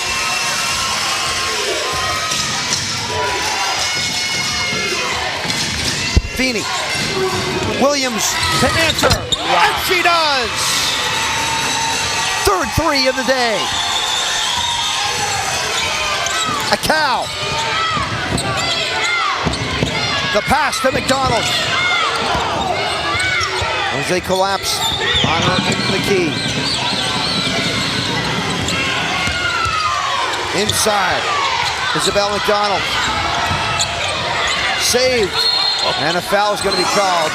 That's going to be her fourth. On Ayla Williams.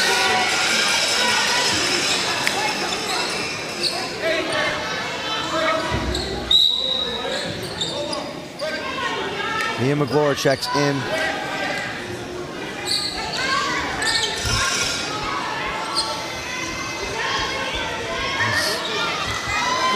Uninjured players being checked down on the court, and you see it's Callum who's going to come to the bench. Big shot from O'Brien, but the answer there from Ayla Williams.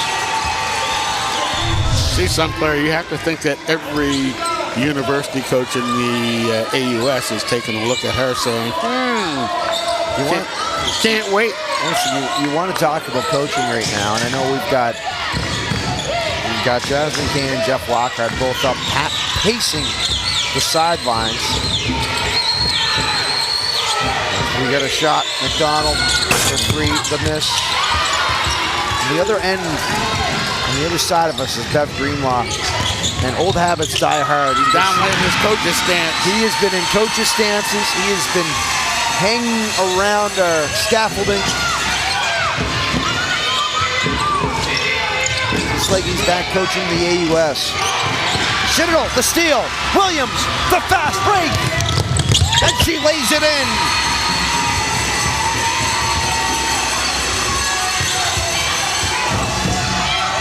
$18 for Ayla Williams.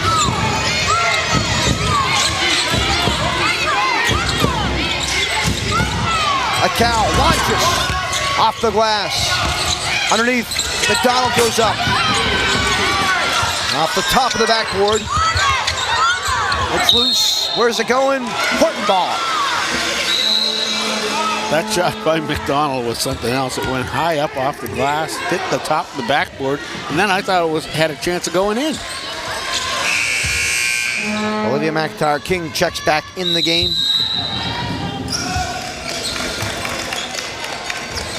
There's a timeout called.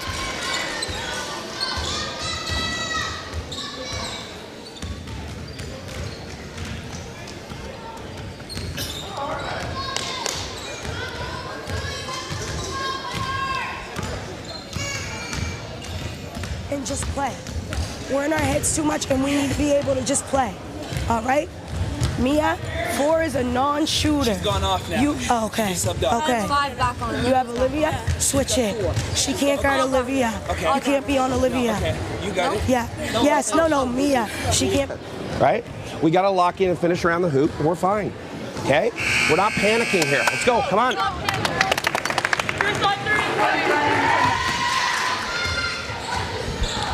Jeff Lockhart telling his girls that they're not panicking here. He's right. All they need a couple hoops and a couple of stops, and they're right back in this ball game. 13-point game with 7 to go. Ayla Williams with 4 fouls. A lot of members of the Phoenix in foul trouble. Out of it all, Williams with the ball, pops it up to Mia McGlure.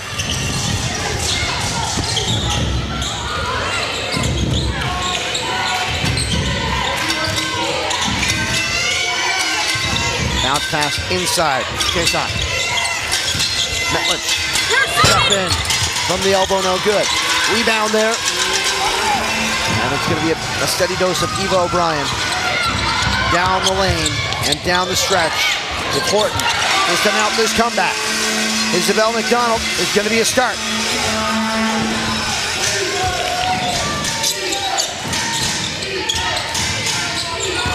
Jason gets a second chance. 6 for Sadie. She is a tough offensive rebounder. The drive inside is knocked out of bounds. We want to welcome our friends that are joining us over from Channel 10. As the boys championship has concluded. Thanks again to Maritime Athletic Profiles. Dan Hobson on the call for that. You're going to give us a result? As the Citadel Phoenix capture the boys title. Over Ombre, and now the girls looking to complete the double. I was going to say, Mia McGlure got away, was lucky not to get called for a 5th foul down the other end. Williams, step back. Oh my goodness, the ankle breaker. Crossover, separation, end the stroke. Stolen.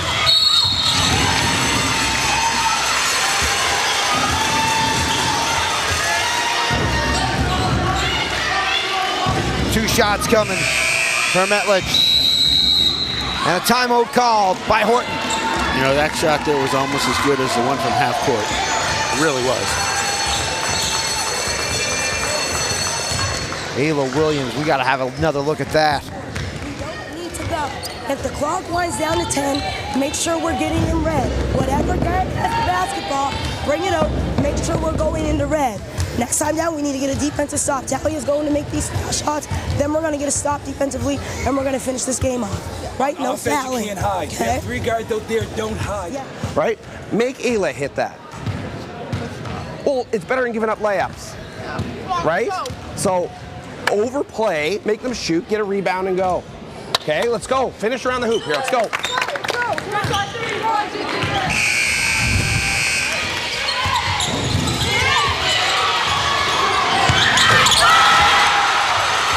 There really doesn't need to be anything said about how good an offensive player Ayla Williams is. The girl's phenomenal. 4th 3 of the day.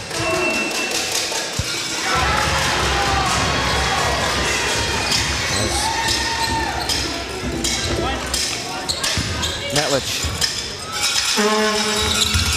hits the first, hits the second. 62-44. McIntyre King, through traffic, loses the ball. Trying to save it, but it's going to go Sidwell's way. Appreciate the effort.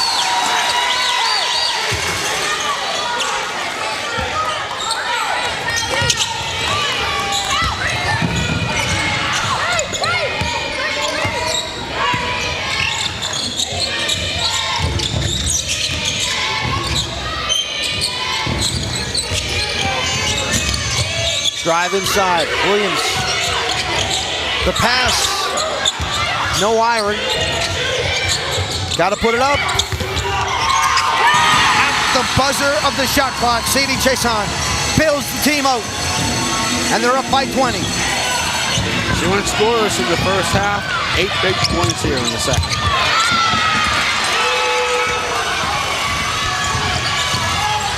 Metlich with it now. Williams, the drive, goes up, Allison under the roof, and it's going to be a jump ball.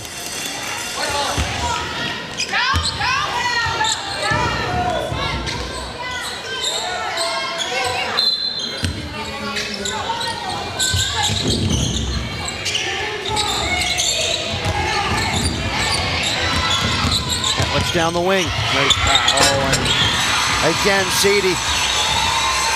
So clutch here in the second half. The other way. Kuriluk. Inside, Smith. Shot goes up. And a lot of that credit has to go to that Citadel defense. Denial around the rim. No question about it.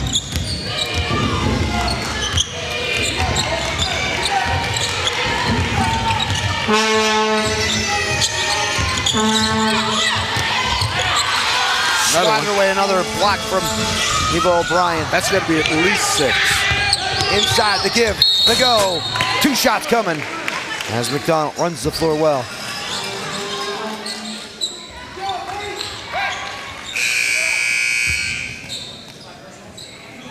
That's it, if that's Ayla. And Williams will be out for the rest.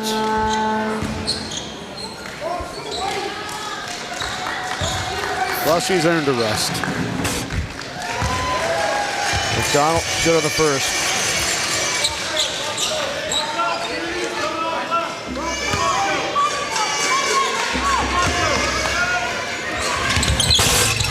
Finishing by my count 22 for Williams.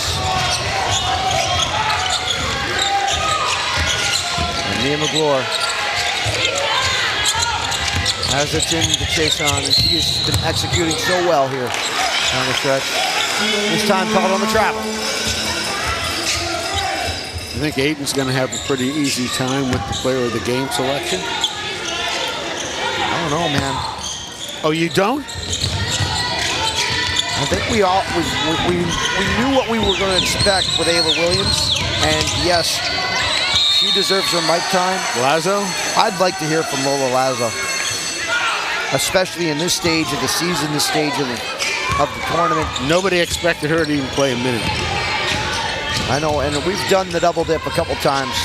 We have those post-game interviews. I'm sure Aiden's going to pass that mic potentially. I know we've got player of the game and the medal ceremonies as well. But that's 2:44 left. It's a 19-point game. Crazy stuff can happen in this game. Oh, stop it. There's no craziness happening here today.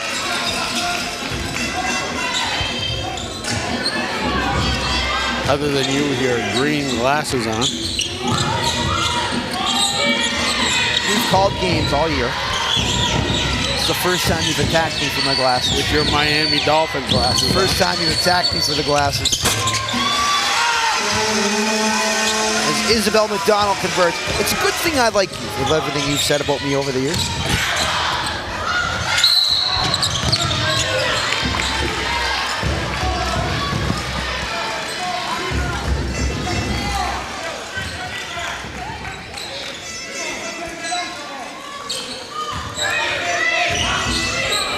McGlure to bring it up. 2 big threes from McGlure today. And it's going to be a foul called on Eva O'Brien. And again, I can't say enough about her defense under the hoop and her range and blocking shots. We've got a timeout on the floor. She's been the standout defender on the floor, no question. 6 or 7 blocks, take your pick. If 5 is guarding you, let's let someone else bring it up. Okay. Right? That's all. Yep. Just go pass it in here. Alea, Sadie here. Mia, come off of this double screen right here. Bryn, you're gonna look for Mia. After that, Alea, you guys are gonna turn and set a double screen for Bryn. Bryn, you're going back to her. Steal. Go for a steal. What's that? After a make him hit a couple foul shots here. Okay. Right now we're fouling. It's theirs right there? No, let's play defense. 16 seconds. Let's play D, score, then we foul. Okay? Got it? Everybody got it? Okay, so we're up. We're denying. We're getting in their face. We're going for stealing this. Let's go, let's go. Throw in for the ball.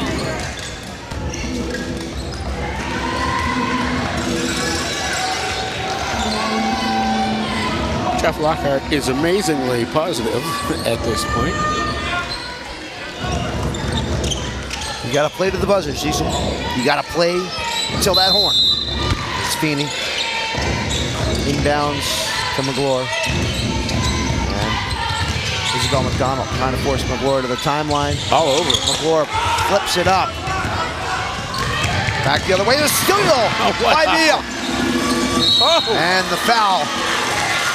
As that is going to do it for Olivia McIntyre-King. That's 5 for her. As a cow will hop off the bench.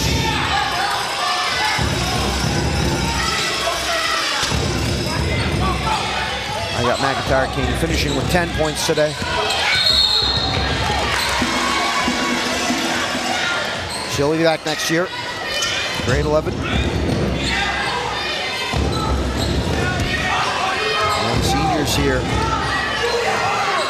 Isabel McDonald, Julia Cow, Eva O'Brien. 3 big pieces here for this Horton team is O'Brien trying to deny Sadie Chason. The steal there for Horton. A cow with it in her hands now. She'll attack. And the ball just pops out and it goes to Citadel. Well, with under 2 minutes to go, I'm going to say you can turn out the lights. Thank you, Don Meredith. Flipped over. They get it back to McGlure. And the foul's going to be committed. Kate Smith picks up hers. Yeah, Williams finishing with a tremendous game. Sadie in that second half as well. And Sadie, one of the seniors on this team as well. Val Metlich and Eric Eltovic.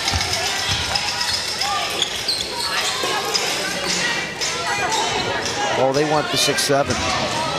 Oh, there it is.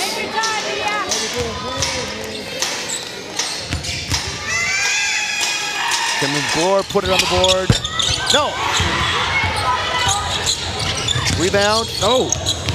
Underneath. And that's Sadie Chason. Avoiding the 6-7 for us all. Making it 68. Thank heavens. Thank heavens.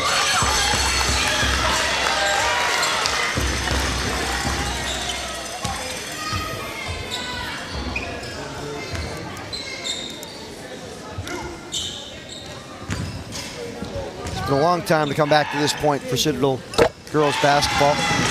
And a long time for Citadel boys basketball as well. Congratulations to them on capturing the title.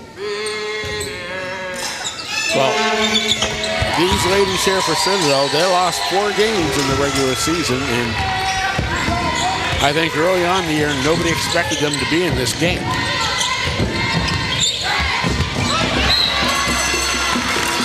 Kudos. But that's what good coaching can do. Blondero and Leslie States as well with this coaching staff. A lot of work went into it. As we're down to the final minute. And there you have Metlich.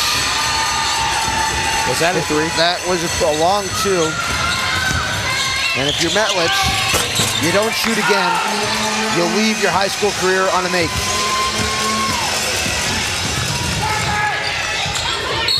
As the foul called.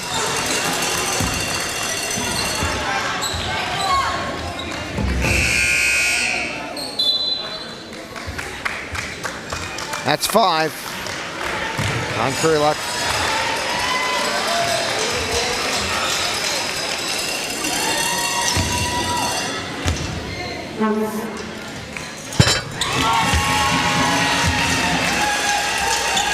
Metlich now, well, the pressure's on. Said you got to finish your high school career on a make. Count it!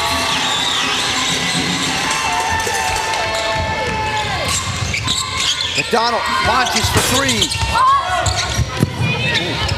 Tough rebound there from Emily O'Brien. Another launch for 3. And Eva O'Brien rattles home a 3. What could be her final shot of her high school career. McDonald passes up to Emily O'Brien. To miss. Underneath. And again, Eva counting it in. And that's going to do it. Citadel going to dribble it out. Take the Division I girls provincial title.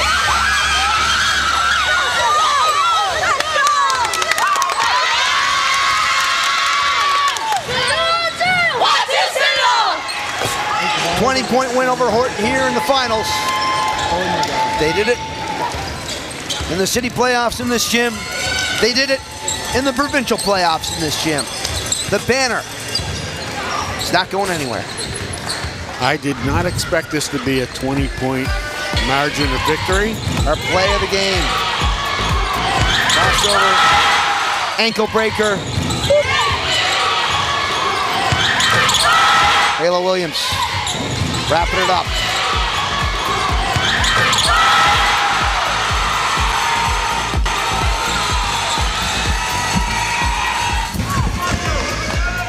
Provincial titles for Citadel. We throw it over to Eden with Ayla. Ayla, provincial gold medalist now. Tell me what you're feeling. It feels amazing. Our team worked so hard this whole season. I think at the beginning we were kind of doubted. We were a new team. No one really thought that we could get here, but we did, so it feels so good. Now, you guys took some bumps at the start of the year. You talk about, you know, the full length of the process. And you took some bumps early on, but the second half, you really turned it on. Yeah. What was the difference for Citadel? We just started clicking as a team. Our practices became more intense, and yeah, we honestly just started getting more along better, so. I feel terrible for the league. You're only in grade 11, so you get to come back and do this again next year. But for the grade 12s moving on, what's it been like playing under them and playing under their leadership? It's been so amazing. I'm going to miss them so much. Well, girls, I'm not sure if you know, but the boys took it home in North Nova. So Citadel has swept the basketball in the boys and girls side. Mavs, back to you, buddy. Perfect stuff. As the two banners will hang here at Citadel High. We do the hot swap of microphones. Congratulations, Jasmine Kane, Leslie States, Ron Garrow, and again, a great job from them. Aiden Robertson ready to give us our post-game closing ceremonies here as we wrap up the girls' Division I basketball provincials. That was fun. Round of applause for both teams. Great game, great tournament. And a great season comes to an end. Jeff, you had your girls playing hard right to the very end. And Jasmine, congratulations to Citadel. Jeff, I'll have you come up and we'll start the medal presentation here with the Silvers.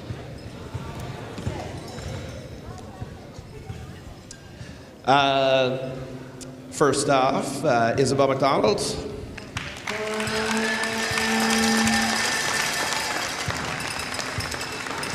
Olivia McIntyre King.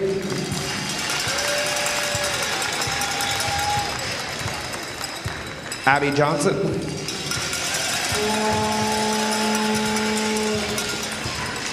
Braylon Lockhart.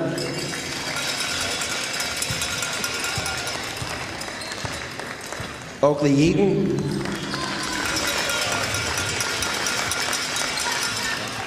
Eve O'Brien.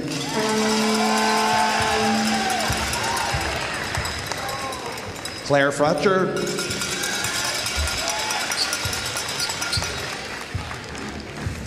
Autumn Kurluk.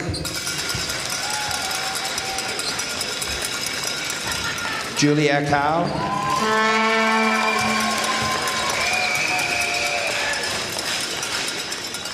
Evie Lloyd.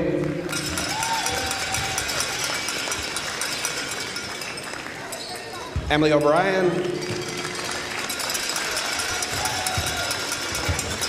Kate Smith.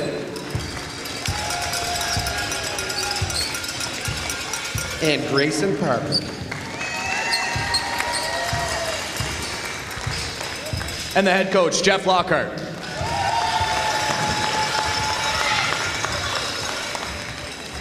All right, before I call Jasmine up here, I want to give a quick shout out to everybody in attendance today. You guys made this environment absolutely awesome to have a basketball gaming. Shout out to yourselves.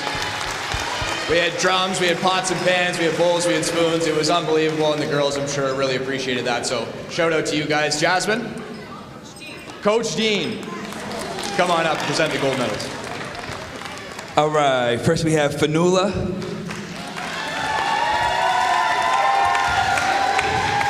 Talia.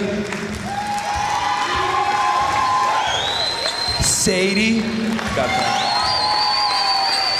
Alora. Bryn. Ayla. Alea. Lily. Mia.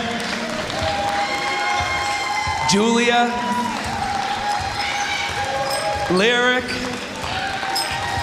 And Lola.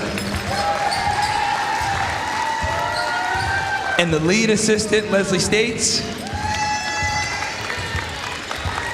And our head coach, Jasmine Kane. And our assistant, Dwayne Guerrero.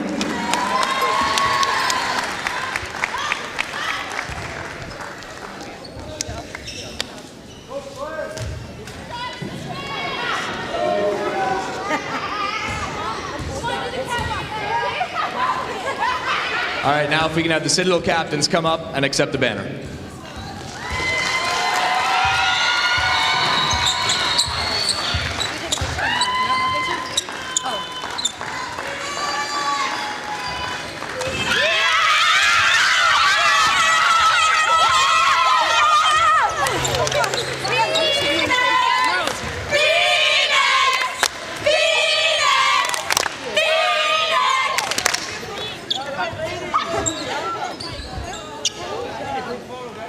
Well, the Citadel Phoenix sweep it on the boys and the girls side in basketball, and that concludes a tremendous weekend, a tremendous season of high school hoops. And now we move forward, coming up to playoff time on the ice as we head to the island this Friday. The Eagles visiting the Charlottetown Islanders. Following that, we're off to the other island, Cape Breton, as the Sea Dogs will visit the Eagles. And stay tuned for updates from there, as we've got U18 finals just around the corner, and the Maritime Junior Hockey League playoffs are about to kick off as well. On behalf of the entire crew, Mavs, Cecil, I'm Aiden Robertson, saying thanks for watching as always. Congratulations to the Citadel Phoenix, and happy International Women's Day.